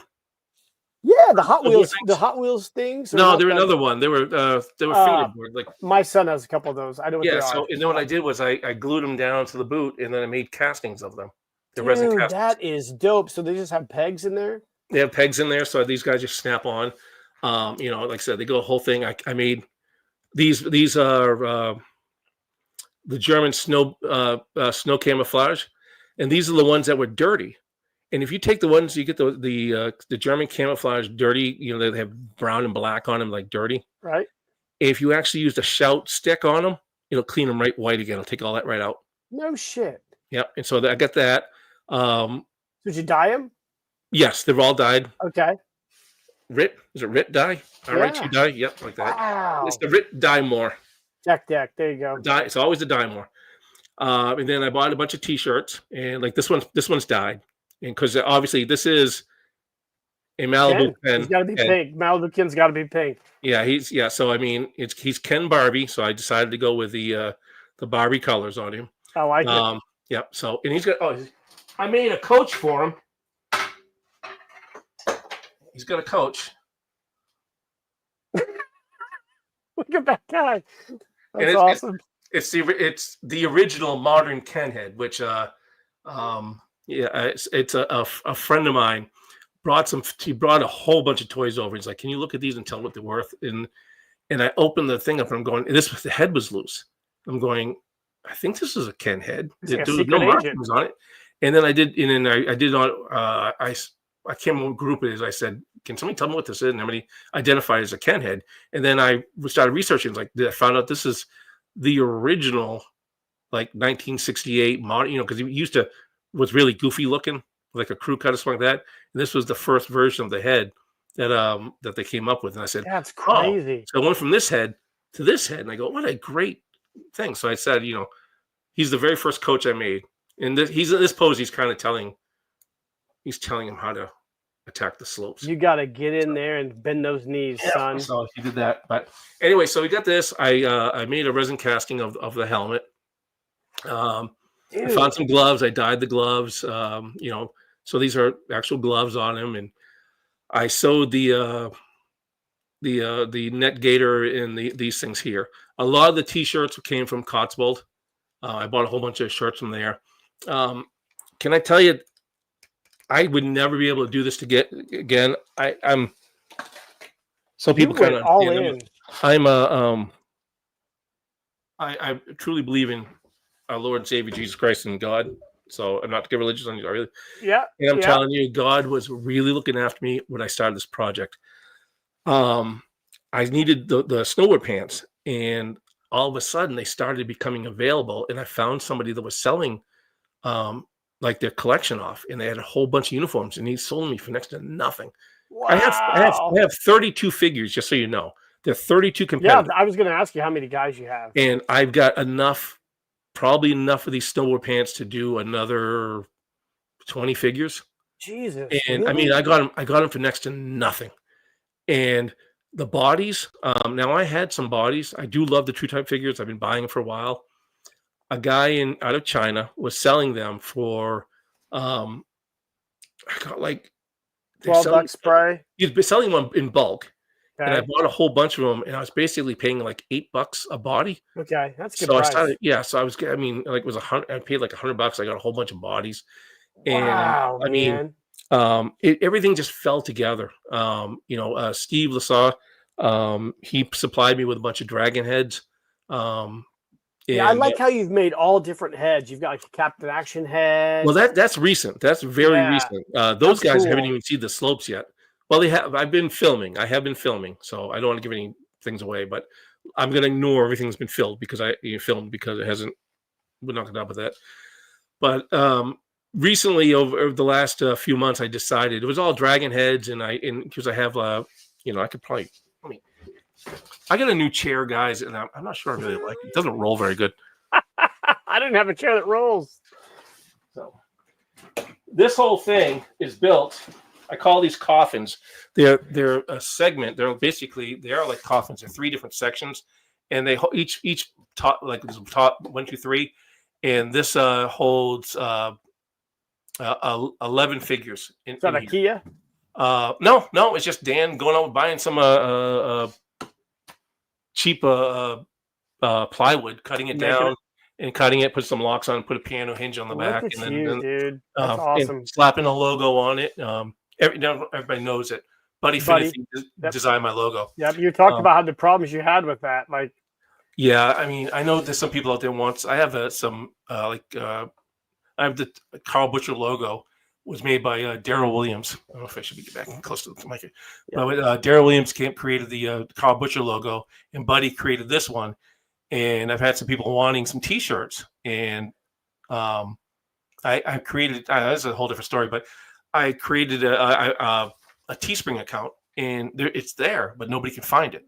And I've actually had other people beside me look for it, and they can't find it, but I can get to it. I mean, so I'm like, well, I don't know why. So, and they're also expensive as hell. They really are. They're like almost $30 a pop. That's how. And that's for me basically making no money on it. Yeah. And T-shirts are expensive anymore. I went to T Public. I went to them, and they were doing much cheaper.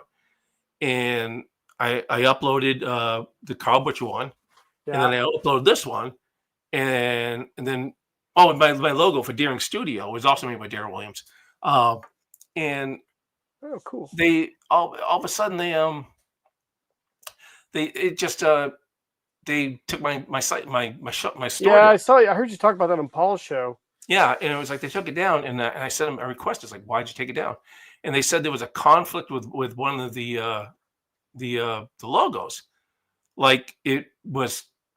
I don't know if it's copyrighted or whatever. I don't know the whole thing because I can't get an answer from them. I'm like, what are you talking about? And which one is it? That's the problem. They're like, well, if you send us like, something proving that it's yours. Well, I do, but tell me which one it is. And I've never heard anything back. So I basically gave them the bird and I said that. So now I'm kind of like, I got to try to find somebody else to do it. Have you tried My Spread Shop? if it's, I'm looking for one. I've never heard of them, but I'm looking for one that I can upload it and people can go and I can put the link like Yeah, merchandise on the you thing. can. Yeah, Try my spread shop. That's who I have my t-shirts through. yeah, but that's It going. seems 'Cause to work out. I don't want to be a t-shirt vendor. You Yeah, know, yeah, they you do. know. They print the t-shirts and they do all that shit. I've never sold a t-shirt, but I do have my t-shirts out there. I've That's got one of the this most one hilarious here. things. This one here was they gave me at Teespring. They gave me, oh no, the Carl Butcher one they gave me is a free one. It's like take a look at it, see if you like it. And then this one here I actually had to pay for. So, Yeah, but I got it yeah, as a gift. yeah. I haven't bought. You would think I have a YouTube channel. I would buy my own t-shirt, but I never have because I don't want to pay the money for a t-shirt. Yeah, I mean it's like, so I kind of and being on Paul's show, I'm like, do I wear like a uniform every Monday and Tuesday? Do I wear like No, the same color every day, every show? And now I'm like going, I have shirts, but I'm like, you're yeah, on twice a week, and it's like, okay, I'm going to start wearing the same thing over and over and over. So I'm like, going, yeah, okay. So I kind of, I don't want to bust anybody like this, but I know somebody who's capable of doing it, who's shown me a little bit of how to do it. So yeah, I'm kind of creating a little bit of mine, um, which I made a Bullet Man. I made one of that yeah. I little, saw your Bullet Man shirt Monday yes, I night. did Yeah, that one. It, I don't know if it really made it through the wash that well. We'll see. yeah.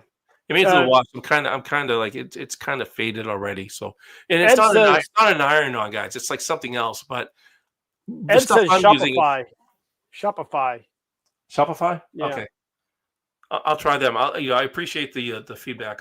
So because I would love to do it, because I've had people reach out to me and I'm like, I mean, if you want, contact me. If you want a shirt, contact me, and I can actually, I do have a Teespring thing, yeah, but I got to collect the money from somebody, and then I got to go in and yeah. then have it sent. Oh, here's the other thing about Teespring.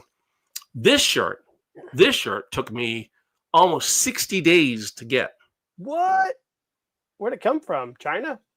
I don't know where it came from, and I actually had to file a thing with them going like, all right, The you hell's guys got that my money. T-shirt? When, listen, all right, I didn't pay much for it, but I'm still like, I paid you guys. And, where is it? And because I wanted to order some of these to give these out as some gifts to some people. Yeah. And I'm like, now it's like, oh, I'm not going to do that because I don't know when I'm going to get them, So, but anyways, enough of that. So let's talk about snowboard rally. Okay. So here we go. Where were we with this? We were just showing the different guys, weren't We're we? just talking to different guys, and Right. you got a bunch of recordings done. Yeah. So, the big thing about this is, as I said, there's 32 guys. 32. Shit. What I did was, this is what we were talking about. So, I was really avoiding using.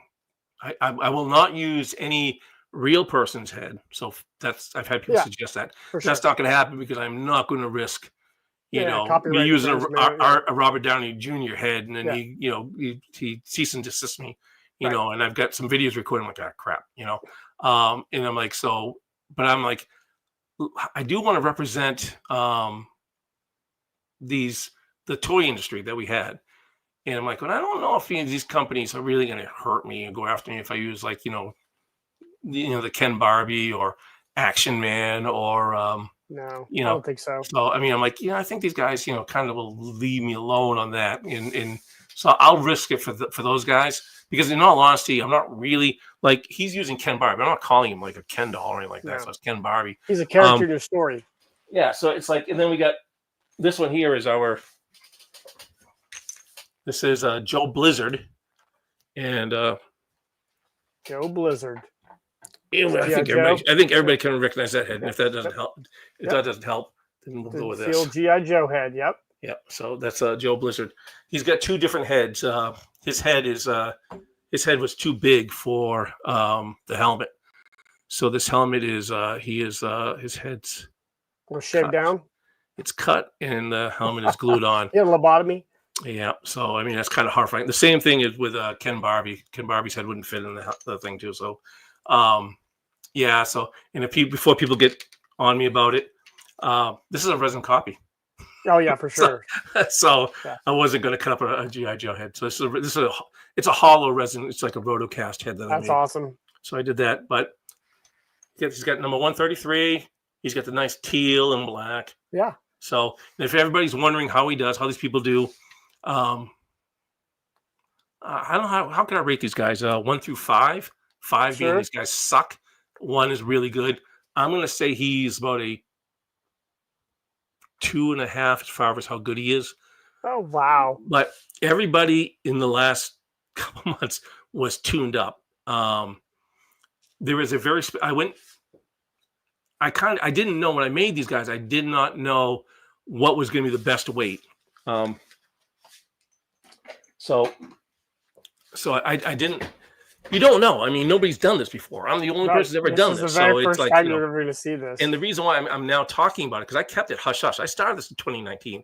I kept this hush hush for up until I think like 2024. Kept my mouth shut about it. I created a group online on Facebook, and I invited people in to give their opinions, what they saw and what they liked, and how to do it.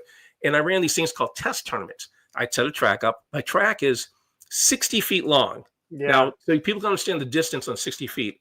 That is on a football field, which we're missing the game, yes. But I'm a Patriots fan, so I can give a rat's butt on the. But it's on Amazon. I can watch it from the beginning if I want to, anyways. So, it's from the goal line to the 20-yard line. Okay. That's how long. So it's not short. It's long. It's a monster. Long. Yes, it's a monster. And the track is modular, so I can create different tracks. So I've got a bunch of pieces made, so I can take the track apart and change it around. So I have 10 different courses made up. So you're going to get, during the season, you're going to get 10 different races on 10 different tracks. And everybody gets like whoever, each race has what I call 4 heats. So they run 4 races for that one race. And whoever comes in first gets 5 points. Second place is 3 points. Third place is 2 points. Fourth place is 1 point. And if you didn't finish, 0. Because these guys do wipe out. And I'll tell you, these guys move pretty quick. They go in 60 feet. They take just under 9 seconds to go 60 feet. Wow. And if you want to compare that, I put a Hot Wheel on my track, which is tough because it's not really smooth. It's actually a pretty rough course. I built it with dupes in it, and so it's not really. You're not looking. It's not looking at a straight course. It's got grooves in the middle to keep the guys going straight down. And that was a real tough decision to make. I really didn't want to do that, but you have to. I couldn't get guys to go all the way down, and that was the problem. And even the Hot Wheels guys, if you watch the guys at the tracks, they do like almost the first half of the track. They're in individual lanes, and then they let them cut loose about halfway down. So, but yeah, my guys will smoke a Hot Wheel. That's how fast these guys move. Wow. I actually, when I put a video out, I actually slow it down because they're going so fast. And when they hit the end, I mean, these guys, it's brutal. It really is. I got a big, a custom-made pillow at the end of the track. If you go to Deering Studio on YouTube, there is a promo on there, and you can see basically what there's I did a little race thing to show people, to promote what's coming up. But these guys are moving, and I'll tell you, these guys they'll lose their balance. And it's really I love it. I'll tell you, if you ever saw it live, if there's a way of me to bring it to a convention and set it up, which it's I don't know how I could do it. It's huge. It'd be tough. But it's like you're laughing your ass off because you're going, it's hilarious because you're going, I cannot believe I'm watching action figures zip down 60 feet and not falling down and not flipping over. But it's hilarious to watch these guys, and every guy has their own personality. The figures. I try to, as I said, nobody's ever done this before, so I had to figure out what's going to work. So I created the figures. I didn't care about the weight. Now I did, when I put the figures together, believe it or not, I actually sorted all the heads out. I weighed them all. I weighed the helmets. I weighed the clothing. I weighed everything and tried to make all the figures themselves the same weight. Okay. And the boards, I tried to do it the same way, but there were still some variances. Sure. Because even out of the factory, most of these bodies are about 162 grams is most of the bodies. Okay. But there's a variance. They actually will go all the way down to 140 grams. There's like a 20 gram difference on the same damn body. I mean, 20 grams is. Well, 20 grams is like a head.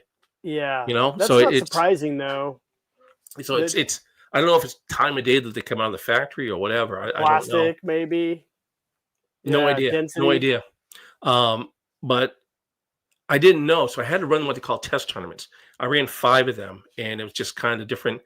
Ran these things to see who was doing what, and you find the guys that are running really well, and you go and I had weighed everybody when they're all completely done. I weighed everybody, and I have a little cheat sheet which I had left in the other room. But I have a cheat sheet with all. And I'm not going to give the secret away for the weight. That's Don't. that's gonna be my trade secret. But I kind of figured out. What the best weight is, which one will go down. And believe it or not, if you actually go over it, the guys don't go that way. You think that the heavier they are, they just don't perform as well. And if they go too light, they don't perform as well. But so I had to run some tournaments to figure that out, and I finally figured out the weight. There are 2 guys that win a lot. Okay, it's this guy here. We call him Buster Bean. He's got a dragon head on him. Okay.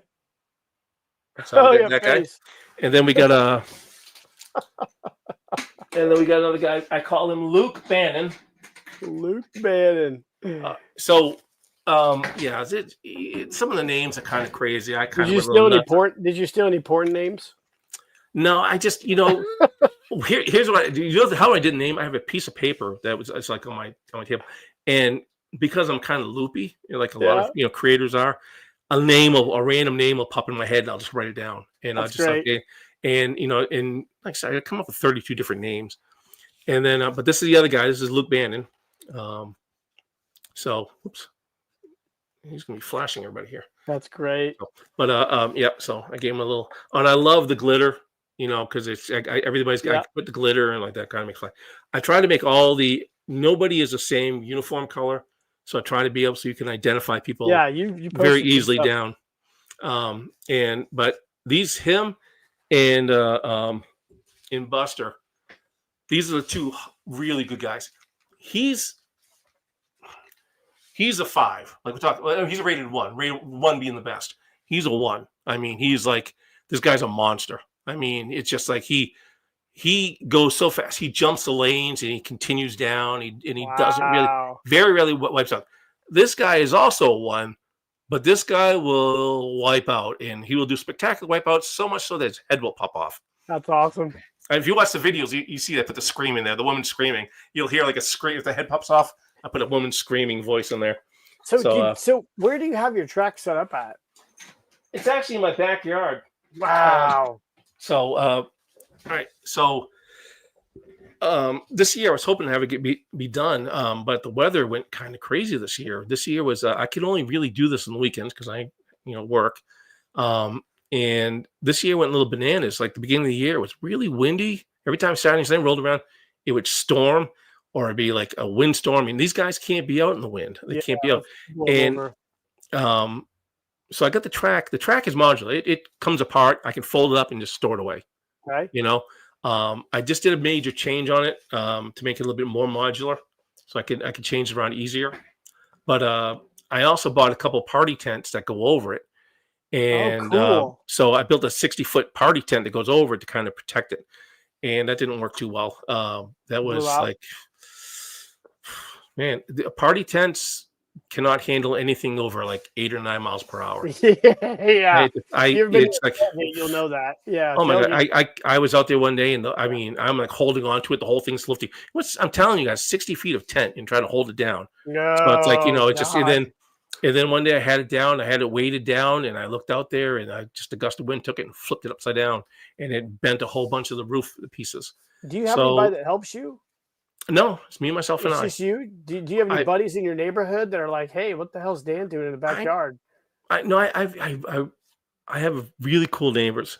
And I have a neighbor that moved in recently down beside me, and he bought his house, and then he bought all the land behind my house. Oh, I love that guy. So it's never going to be developed into a neighborhood or anything like that because he owns it. Maybe he could sell it one day, but he's turned it into like a farm. So it's very much in, he's the one who actually printed out that banner for me. He does printing. Cool. That's really cool. So, he came over and he saw it and he was like, this is really cool. I think everybody went up there, and I know that a lot of people like when they keep hearing about this thing. When are you going to release it? When are you going to release it? Yeah, when is it coming? It's being filmed, and Okay. what I'm doing now is I'm doing it in. You're going to get 2 years in one. One So year. I'm racing the tournament. Um, I race the tournament, and then what I do is I look at the guys that didn't make it out of the first round.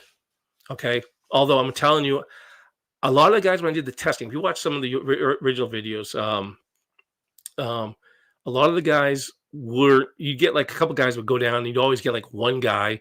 He'd go halfway down the course and he would stop for whatever reason, and he would just wouldn't make it down the track.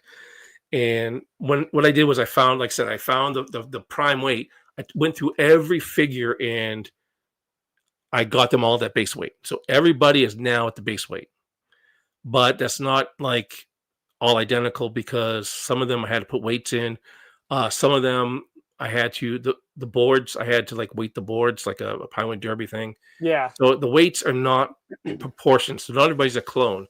And as I said earlier, the guys all have like a personality. So it's really kind of unusual. You just they some guys they're a little bit more looser and they just kind of they do their own thing, and sometimes they race really well. Some guys are really good on one track and on another track they're not that good. But the big thing for me was I want them to get down the track. I want them to be.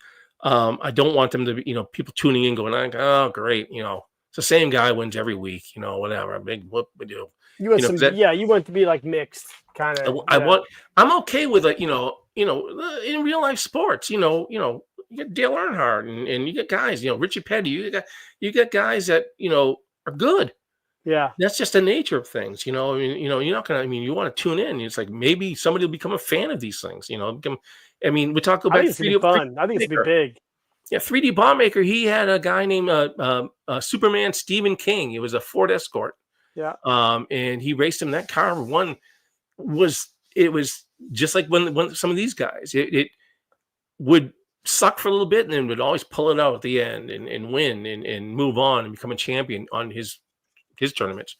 And it was like, so, but people were rooting for him. The people who watch the thing, they root for him. And he has a Facebook group on it, and they were like, became fans. So you think in 2026? Uh, I'm hopefully before that. I mean, I'm This really fall trying to then? yeah, I'm really trying. I mean, I'm like about 3 months behind because it was just Okay. the summer was just. I mean, it was. I died. I It was know. like if I took a week off, then maybe I get a couple days. But the difference when I lived in Maine, I didn't have to deal with the weather that I got down here. Right. And down here, the weather can be you could be having an absolute thunderstorm where I live, and 5 minutes down the road, it's the sun shining, the birds are Real chirping, and bipolar. it's yeah, it's just it's I'm getting used to that. But this year's been kind of weird, and I don't know if it's because of the aftermath of Helene with all the big trees getting knocked Man, down. I who don't know. knows? I have no idea because when I moved down here, wasn't this crazy? But the weather seems to be kind of mellowing out now, and I can do this, and it's plus it's getting cooler because this summer was brutal. I mean, we went like 90 days with like the temperature being around 100, so it was pretty brutal. Um, but anyways, what I'm going to do is I'm going to record the 2025 tournament. Like we'll say, I got different names for different race tracks. I got one's um, Wolf Run is one of the tracks. So I'm going to run like the 2025 Wolf Run, and then the guys that weren't very good in that one, I'll look at them, tune them up. Meaning maybe I'll look at how they run. I'll look at maybe the wheels aren't right or whatever. Maybe I'll just tune them up, and then I'll run the 2026 Wolf Run. So I will go through all the 10 courses, run basically 2 races. So that way I'll have everything in the can. So next year I don't have the pressure I'm feeling right now trying to get stuff done. Yeah, I once will you get it have all out there, you kind of know what you're doing. yeah. I think it's gonna be exciting. I can't wait to see it. I'll promote the shit out of it for you. I'll put it all on my it's my, it's my gonna pages. be it's gonna be fun, and I think for as far as the hobby goes, I mean, you're gonna be it's I think and it's I gonna be had great. questions. I had people had questions about this stop motion. No, these are No, and I promise you, nothing is rigged. It is not. I It's believe going to you. be. It's going to be. What you see is what you get. Um, I mean, there's not. Why would I rig it? There's nothing. There's nothing to. I don't benefit on it. I mean, I mean, I do have a personal favorite, which is this guy here. Which, if you look really close at him, you kind of recognize. If we take his goggles up a little bit. Is that Carl? Oh, Beechey? just so you know, the goggles do come off. Everything on these. You can take the helmets off. If you look at this guy I here, you wonder who that might guy kind of. is. Look at that Oops, I'm guy. sorry. I'm sorry. What's his name? Yeah, that's Kooky Connors. Kooky Connors. Yep. So if you recognize him, I don't recognize him at all. he kind of has a brother. So one of those extra bodies that migrated over here. I think it's going to be really fun when you do it. I think it's going to be super fresh and innovative, and I think people are really going to like it. I think so. I think it's been a lot of work. It's been a lot of work, and I'm not complaining about it, but it's been I've really worked hard on it to get this going. And once it's up and it starts running, and I think people enjoy it because you're gonna be, like I said, it's nobody else is gonna do it. And I'm gonna tell you right now, anybody try doing it, good luck, because I'll tell you, it's the cost would be just ridiculous. It'll kill you, won't it? Well, I priced now these pants. If you want to look at these pants, they're like $15 a pop. Yikes! Imagine trying to do 32. You want to dump that kind of money? 30. Buy these pants for 32. Not for 32. I mean, we can hire your mother-in-law to make my mom might do it. Yeah, can have her right make those pants, make the uniforms. My mom's trying to finish up a outfit for my golden school right now, which is hilarious because we were over there talking about it today. So she's got to get it done. But even with me like this on it's kind of like NASA. I'm having developed things, and I wanted scenery because as I'm saying, I'm not just making a track. Yep. I mean, all right. So I've kind of scrapped the roof part. I'm done with that. So I got a panel going all the way around. I'm using the tent thing just to have a panel in the background, just a giant white panel. At this point, things will change as I go along. I'm always changing the stuff, but that way to kind of give you. And I got crowd, so I got figures in the crowd. I've got some grandstands up, but one thing I needed was trees. So I had to learn how to make trees. Yeah, so I had to figure out how to make miniature pine trees, which at this point now, I should have grabbed one here to show you, but I've got one. Yeah, I sent you one. You did, yeah. They don't ship for shit. They always get the crap eaten on when they. Maybe it's fine. It was fine. So, but so I had to figure out how to make basically a fir tree. Because you can buy the ones at a Christmas tree, but they're not in scale. Yeah. I wanted something in scale. And that's a trick thing. Go back to photographs. I used to take some of my photographs and hang them on my house wall. Like some of the action figures. And I'd have people walk in the house and look at pictures, like guests, and go like, they look at pictures of the family like that. It's like, so who is this? And it's like, that's an action figure. They're like, really? It's like, yeah. So it's like, yeah. So it was just, and it doesn't. Even though it doesn't look realistic, it's about tricking the eye. It's about making people see what you want them to see.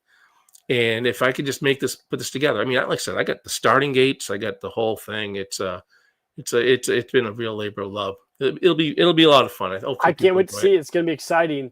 It all depends how good I am at announcing. You'll be great, Dan. I have no doubt in my mind you're going to be awesome. I've been watching it because it's a straight course. There's no curves on this.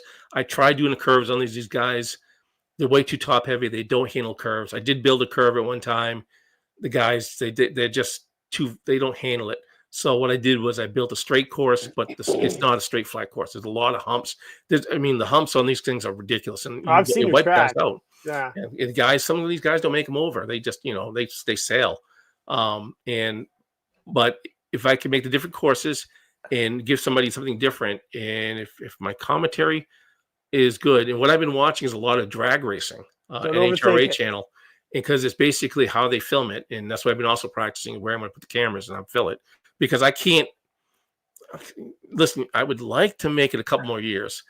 And in this heat down here with a camera running 60 feet after every race down trying to film that, Dan ain't going to be around much longer. Have you watched Hot Wheels Downhill Challenge, the monster truck thing? No. Watch that. Really? That might give you some ideas. Okay. The Hot Wheels, get on the Hot Wheels channel on YouTube and watch their monster truck Downhill Challenge. I'll watch that because I've been watching drag racing, watching how they do it. Because basically what they do is they jibber jabber like I'm doing now at the start. Yep. They run the race. They really don't do any commentating in the race. They just kind of let the guys go because that's basically what it is. It's basically a drag race. And then they talk about, all right, so this guy won. And then they kind of show some highlights of the race again. And they talk about that, what's going on. Because there are guys that overtake. There are guys that, it's pretty amazing. As a matter of fact, we talk about Kooky. Kooky had one tournament race, and he came from like this. I mean, you don't guys know what that is, but I'm gonna say probably about a good 2 2 feet. feet 2 feet behind the guy.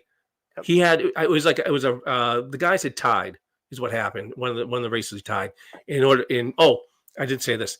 The top 2 finishers in points move on to the next round. That's It's awesome. just like real life snowboard cross. It's like it's a like And so but I had a tie. It was Kooky against somebody else, and he had to go on, and it was Kooky won one race, the other guy won the one, and I was going back and forth in the middle 2 lanes, and it seemed to be like one lane was actually favoring, and that's a question for everybody, and I'll address that in a second.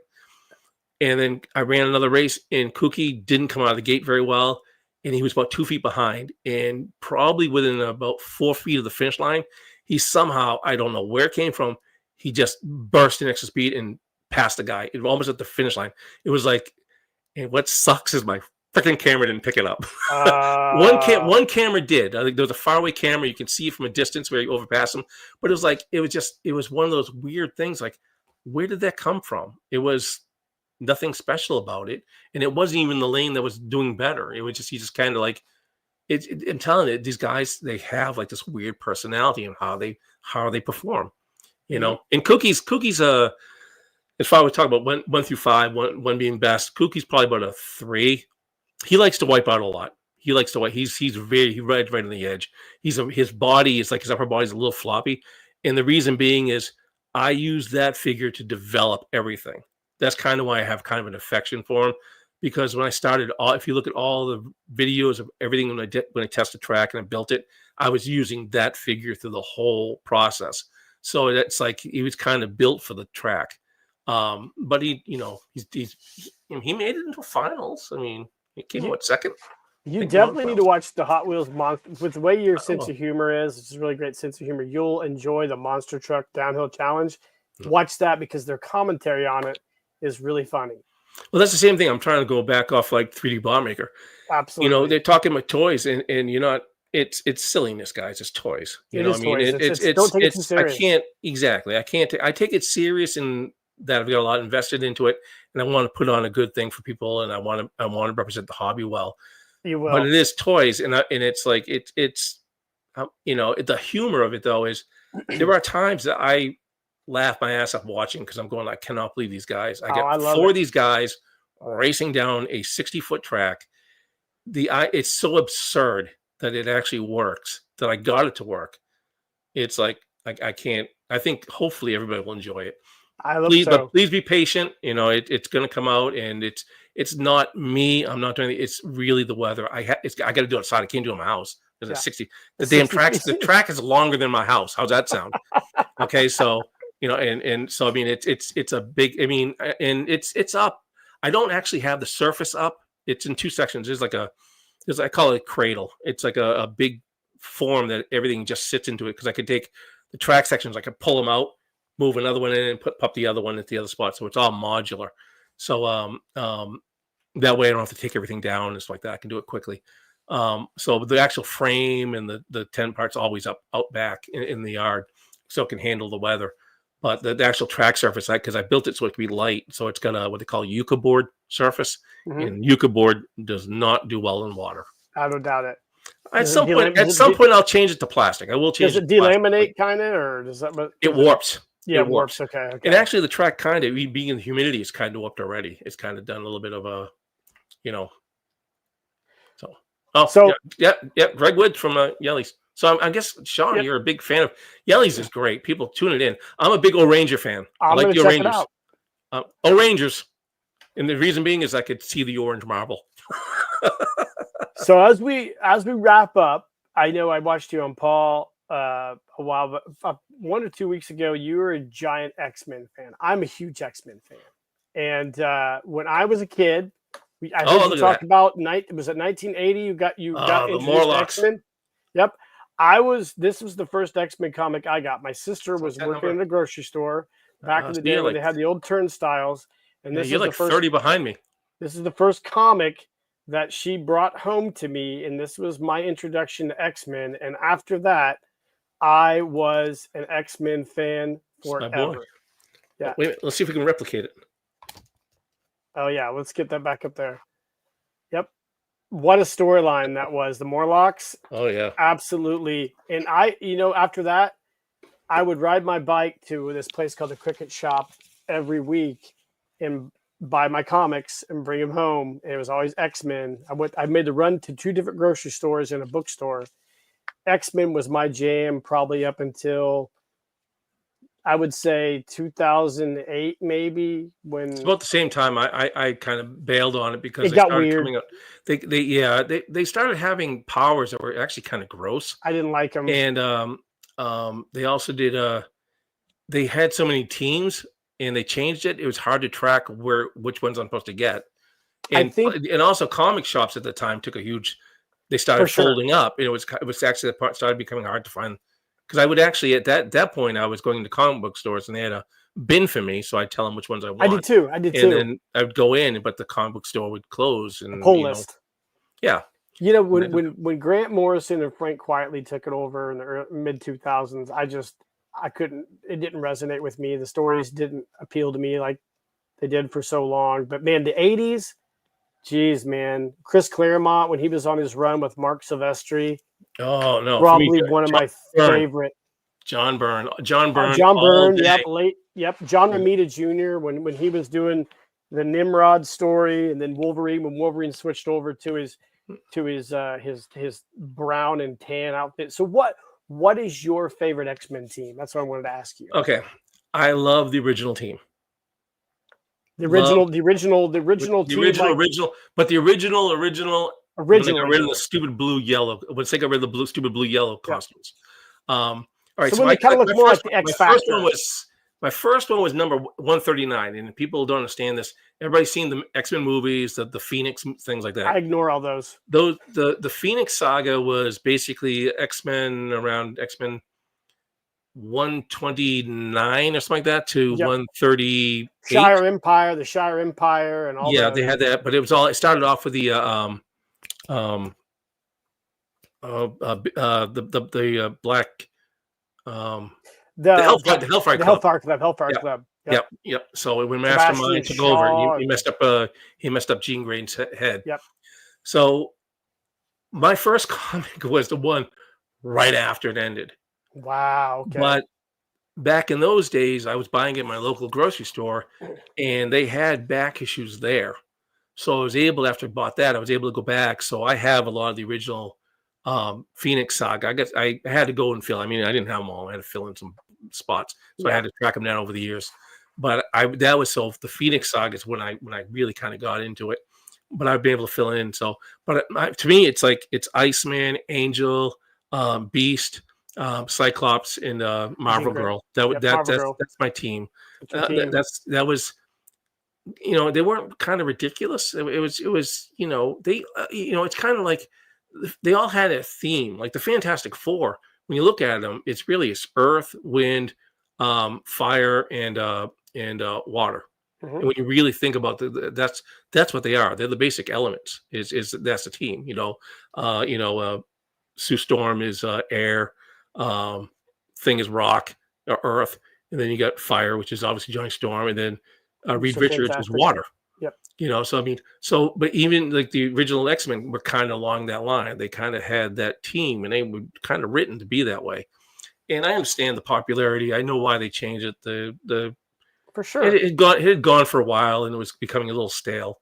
But for me, I unfortunately I didn't know we were going to talk about it, so I put the comic back. But I got that issue.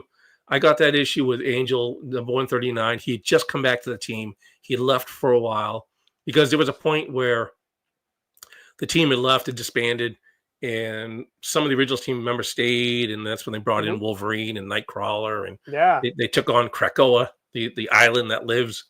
There was X-Men number 1. When they started over again. But I saw the Angel in that. Giant-sized X-Men, yeah. I saw the Angel in there, and I was hooked. It just was like that. It was a John Byrne artwork, and John Byrne to me is he's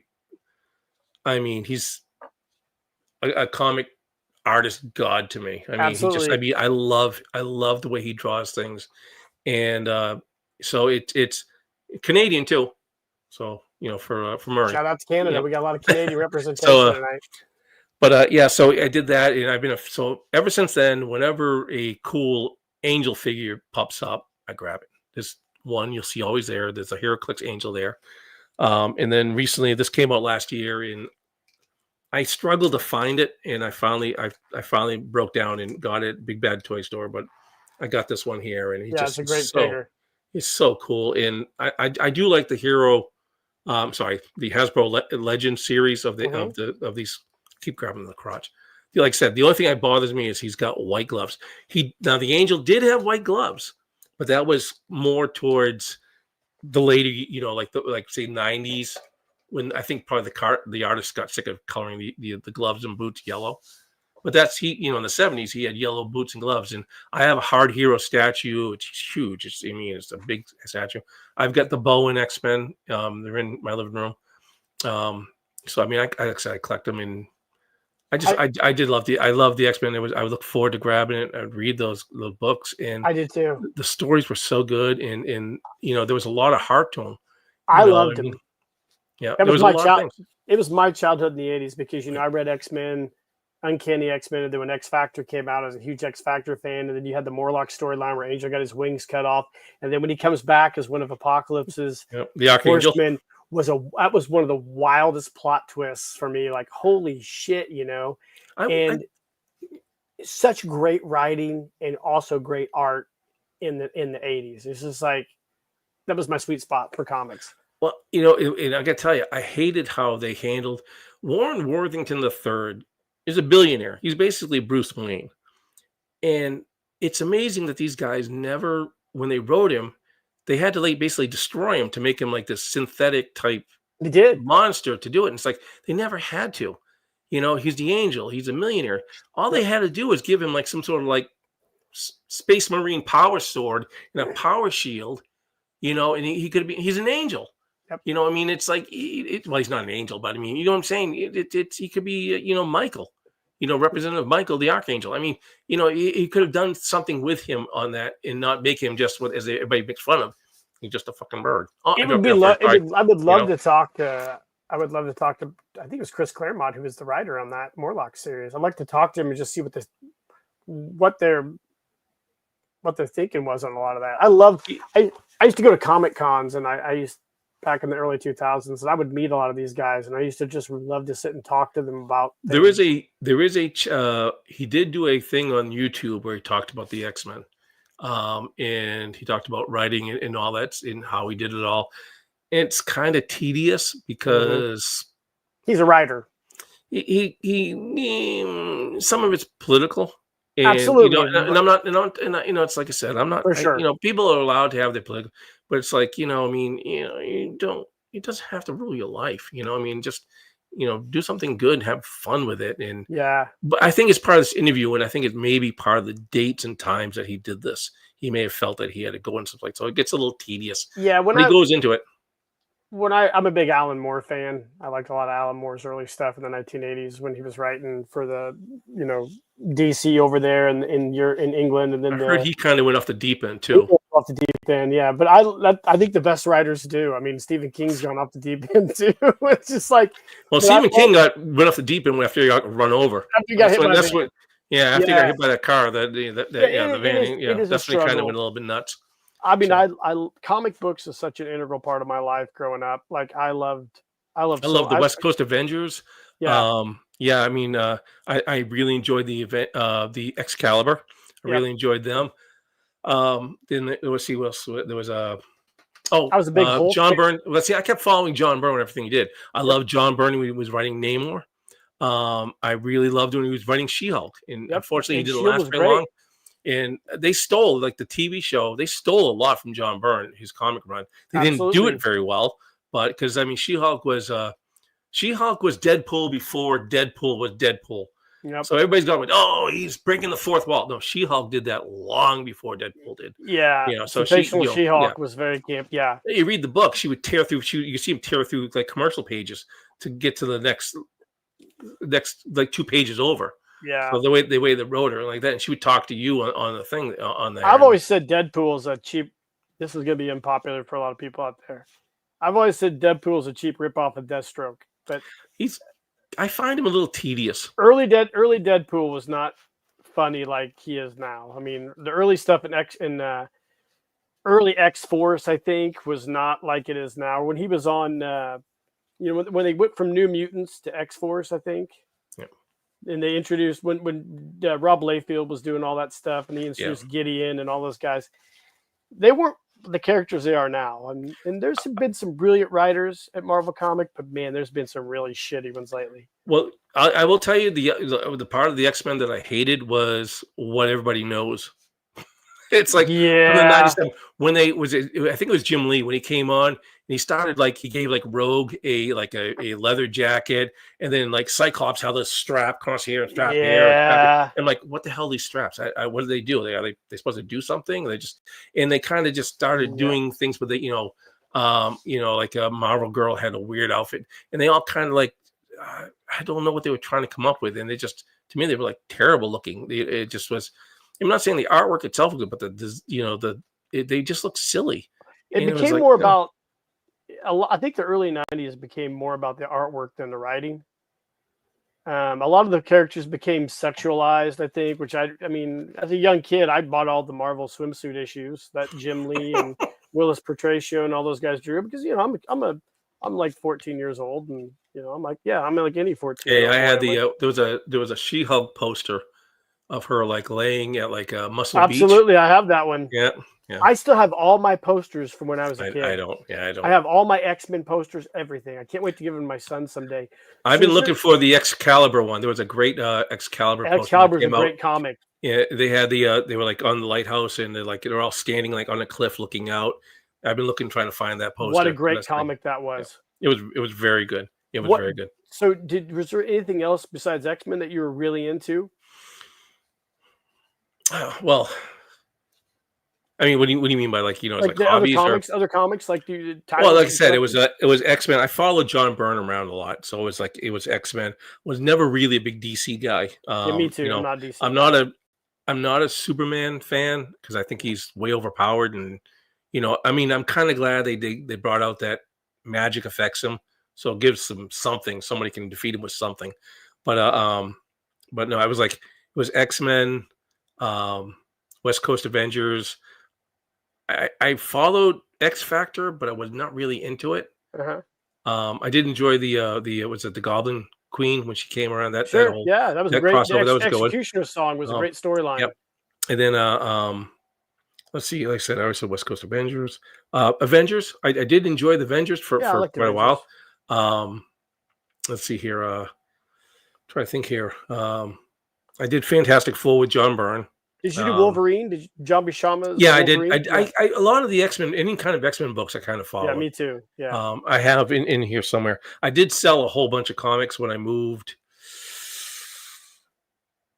2000, no, late 90s or something. No, maybe early 2000s. I had moved, and I got tired of lugging all these comic books around. So I picked out all the ones that I wanted, and then I sold all the ones, and I didn't get much for them because it was just it was almost like giving away.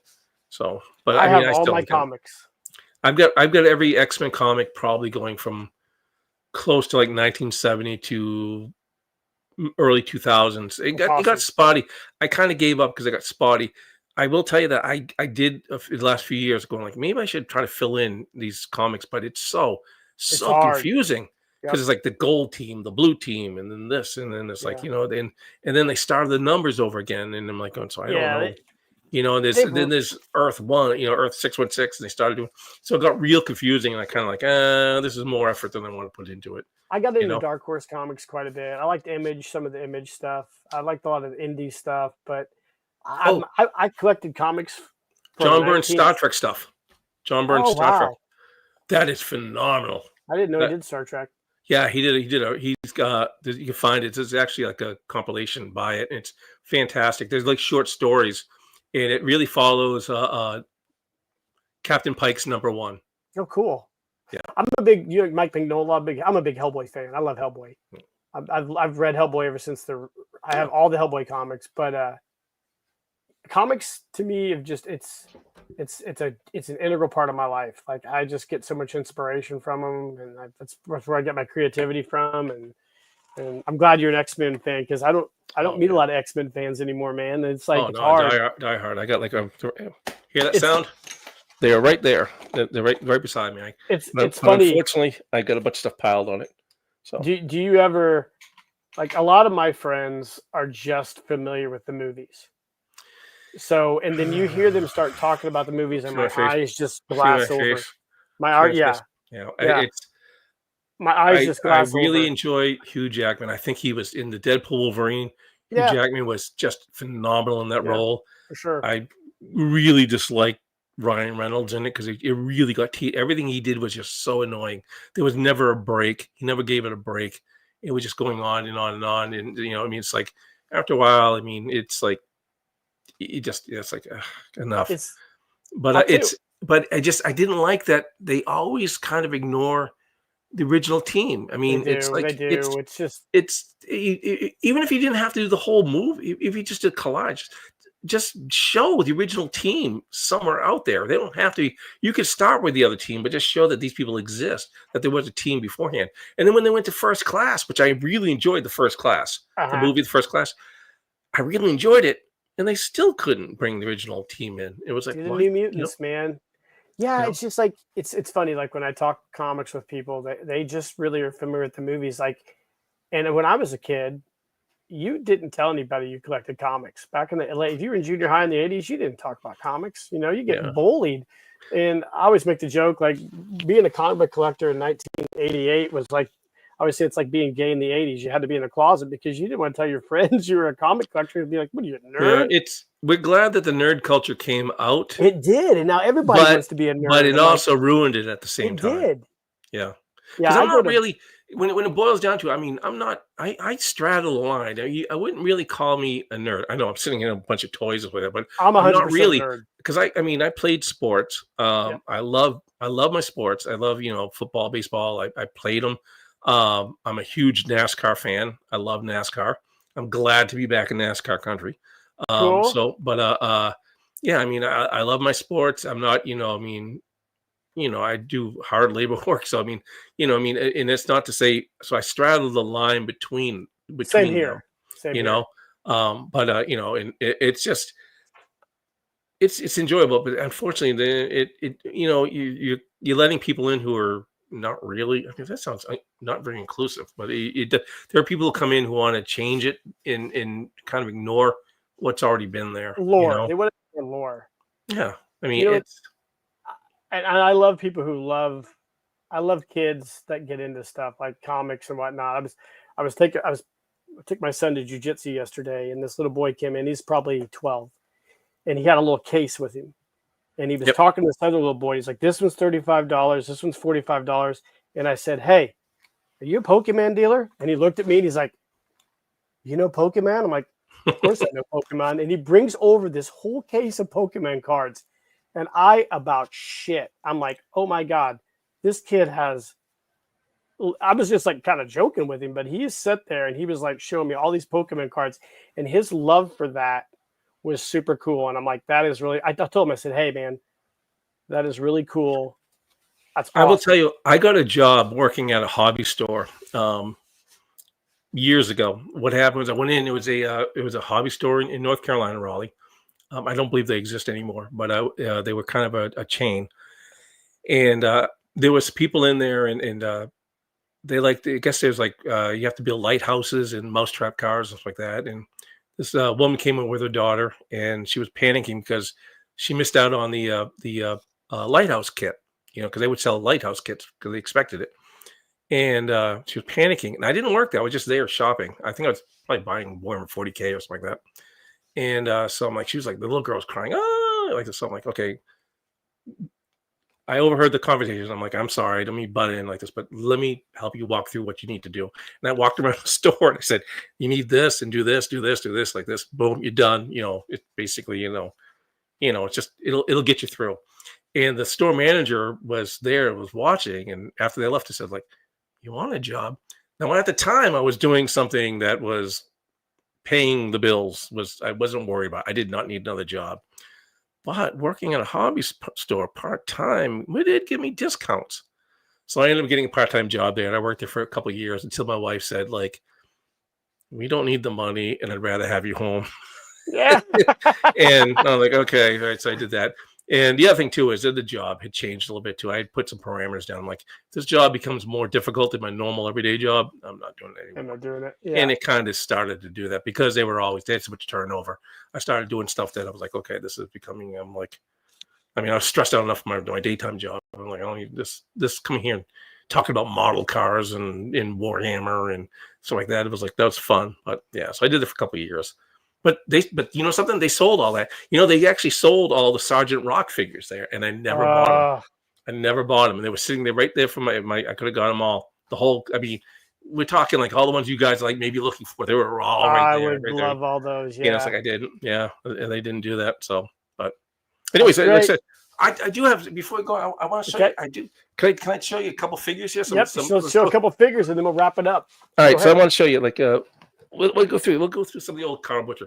I want to show everybody the main villain for Carl Butcher back in the day. Okay, me so up there, and you show us all these guys. That was Sammy Dominus. Beautiful. So that was him. So he's fairly Sammy old. Dominus. That's a nice Italian villain. Dominus. And then of course we always had this was like one of his henchmen, which is always everybody knows is Junkyard Jack. Yep. But I think I may have changed his body. I think he might be on a super articulated body. He's a little Guido-ish. Yeah, so he's got that. And then no offense, Italian people. No, I'm half Italian, so it's okay. Don't worry about that. Well, all right. I'm not. I'm an American. I was born here. My grandparents no were offense, Italian. Angelo. Yeah, my grandparents were born here. I mean, born over the other country. You drop me over there, I can't speak the language. So, but I do respect the culture like that. So, but all right, and then you showed one picture like earlier. This is now we're getting into the new villains, and some of the new villains I have. I like this guy. I got the nice little box on him, and very reminiscent of Breaking Bad. Yeah, in my opinion. He does have the hat. These are vacuum formed hats. That's awesome. This is from Clockwork Orange hat. Nice. So I vacuum formed a bunch of them. So that, and then I am working on a Carl story. So there is a Carl story coming up, and I'm going a different route with it. It's going to be I'm kind of a graphic novel type thing. So I'm working on that, and so I've kind of created all this. So we'll go through all that, and then we got these things. These are like white suits. The other one's yellow suit. That was a white suit that I dyed yellow. This one here, he looks like a Russian. Yeah, I don't know who these people are. I find them on eBay. And go, that's a cool looking head. It's a Russian guy to me. It screams Russian. And then we got this one we have a name for. This is Bunny Hostel. This is a villain too. Everything you're seeing is villains. She looks like a villain. She got the pink hair. Yeah, she got the whole thing all the way down, pink thing like that. And she looks like a psychopath. So and that's the thing is I have to search around and look for these things and find pink and this and that. And then I posted on a group. What, this morning? Oops, I dropped a hat. Shoot. What did I do with the hat? Oh, there it is. Okay. And then we got, this is like one of Carl's cohorts. She looks pretty savage. Yeah. With the MP5. I like it. Yeah, so. What do you have I like the outfit. I like the outfit that she has on. I mean, yeah, she looks sporty killer. But you're gonna notice that everybody is color coordinated. I'm kind of going along with the comic book look, where everybody's kind of got their own color, their own kind of look, so they're so that you can identify people, and it just kind of how they all work together. But I want to show you some of the extra stuff I'm working on around here. Throw some up there. And every villain needs a henchman, so I made all these henchmen.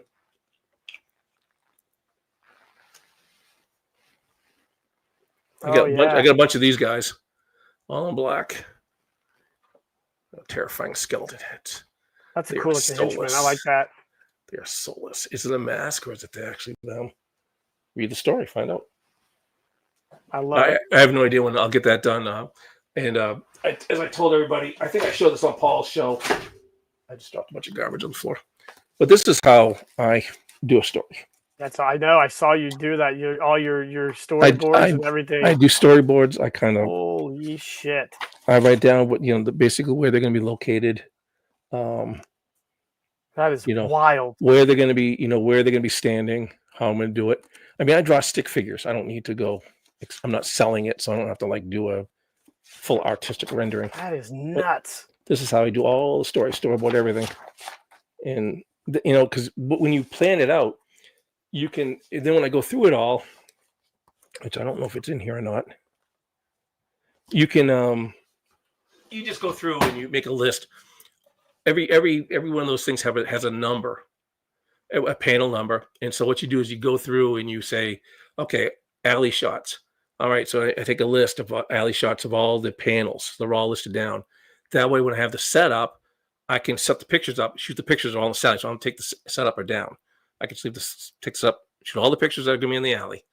Then I can take the set down, and then I can go, okay, now it's going to be interior shot here.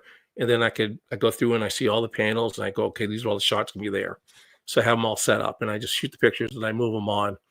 And it makes it so much easier it takes a little extra time, but you can figure it out. And you also see where you make mistakes. And it also shows you, like, as I said, when you have pictures,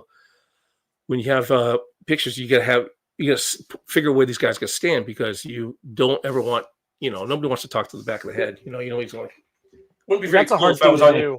if I would be on your, doing this and I'm sitting with my back of my head to you. That would not be very cool.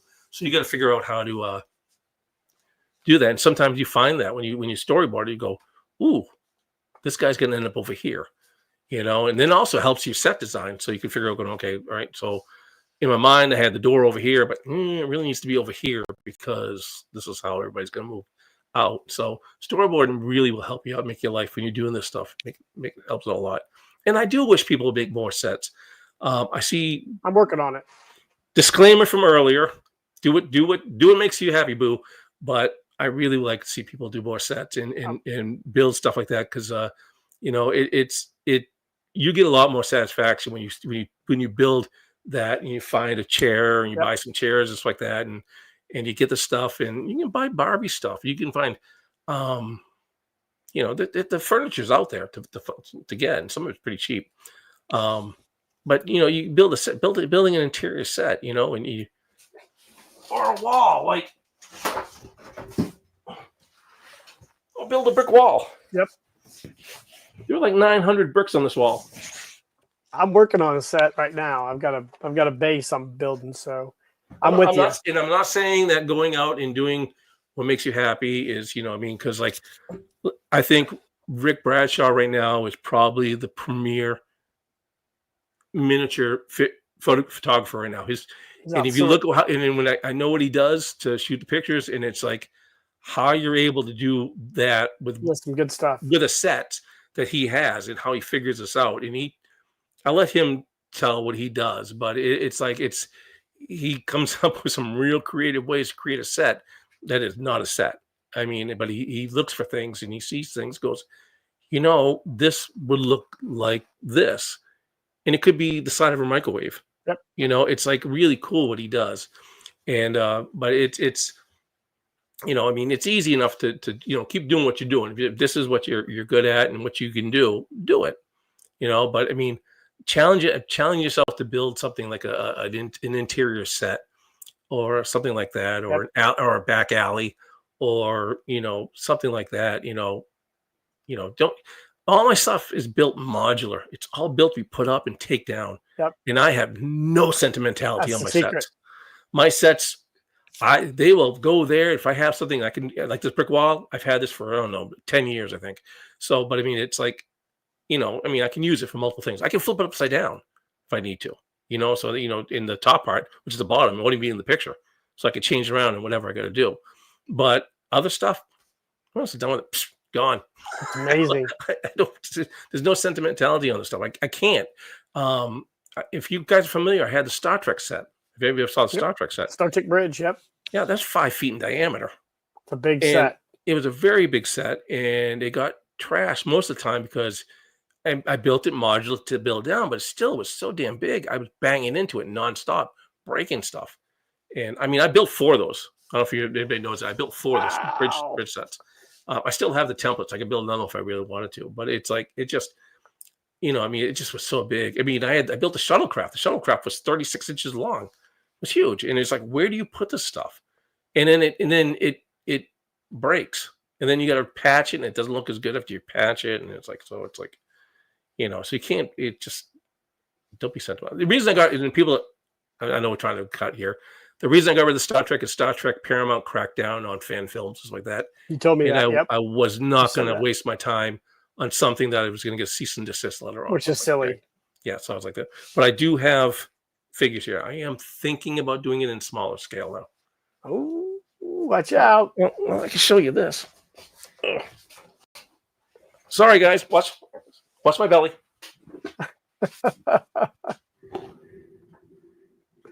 Come to me. Oh, that's cool. Oh. Yeah. This will be my captain if I do. That's beautiful. Did you make that? It is a Art Asylum figure, and what I did was I took some of the bendable legs and I made castings of them. Awesome. So I bent them. I bent it down. I put clay in there to fill in the gaps. I made castings of a sitting position. So I've got standing, sitting. I got different positions in there. The heads are off eBay. So wow. Yeah. So I made castings of all the. Sorry. There you go. But wow. So I've got a whole bridge crew that I've made. At my feet is a whole bunch of them. I mean, I could probably, if I really want to, because I get rubber molds, I can make a whole like 400+ crew if I really wanted to. So, but I'm thinking about doing that. Thinking about getting a laser cutter and doing the bridge, because like I said, I've got the blueprints for the bridge, so I can make it again if I want to, and just scale it down. Which is funny because the original blueprints I have are scaled for 110, so I don't have to do any scaling of it. So it's like, but I'm thinking about doing the Star Trek thing again. I do love the original Star Trek. I love the original Star Trek. I watch it all the time. It comes on Pluto TV. I'm watching it. That's awesome. That and Ink Master. I'm a big Ink Master fan. Well, Dan, I tell you, you got a lot of shit going on, and I love it. This has been awesome. This has been an awesome conversation. Well, thank you. It's been fun. Do it again. Let's do it again. When you get Snowboard Rally going, we'll come on again and talk about that. As we wrap up, tell everybody where they can find you. You can find me. Go to Daring Studio on YouTube. There's only the one video up right now. I am looking to put some Carl Butcher stuff up, especially one of the very last episode I did one a few years afterwards. I did one like in 2010 or something like that. I'm going to put that up. And then you can find me on Instagram, Daring Studio. And then, of course, you can find me and my beautiful face on the Man Cave on Monday nights and Tuesday nights. Awesome, man. Dan, this has been awesome. Thank you, Jeff. It's awesome talking to you. Hang around and I love your stuff too. So thank you very much. I appreciate it. Hang around backstage for a second when I'll close this thing down. And guys, whoop, there's Dan. He's on the solo. I didn't want to get Dan on there. There we go. Guys, what a night this has been. This has been a fun live stream. Hope you guys all tuned in. You guys are going to catch us later on. Watch the whole thing. This is great. Dan is a legend in the hobby, and we're lucky to have guys like him. Like and subscribe to the page. Hit that notification icon. Share this video. And in the meantime, guys, keep living the adventure and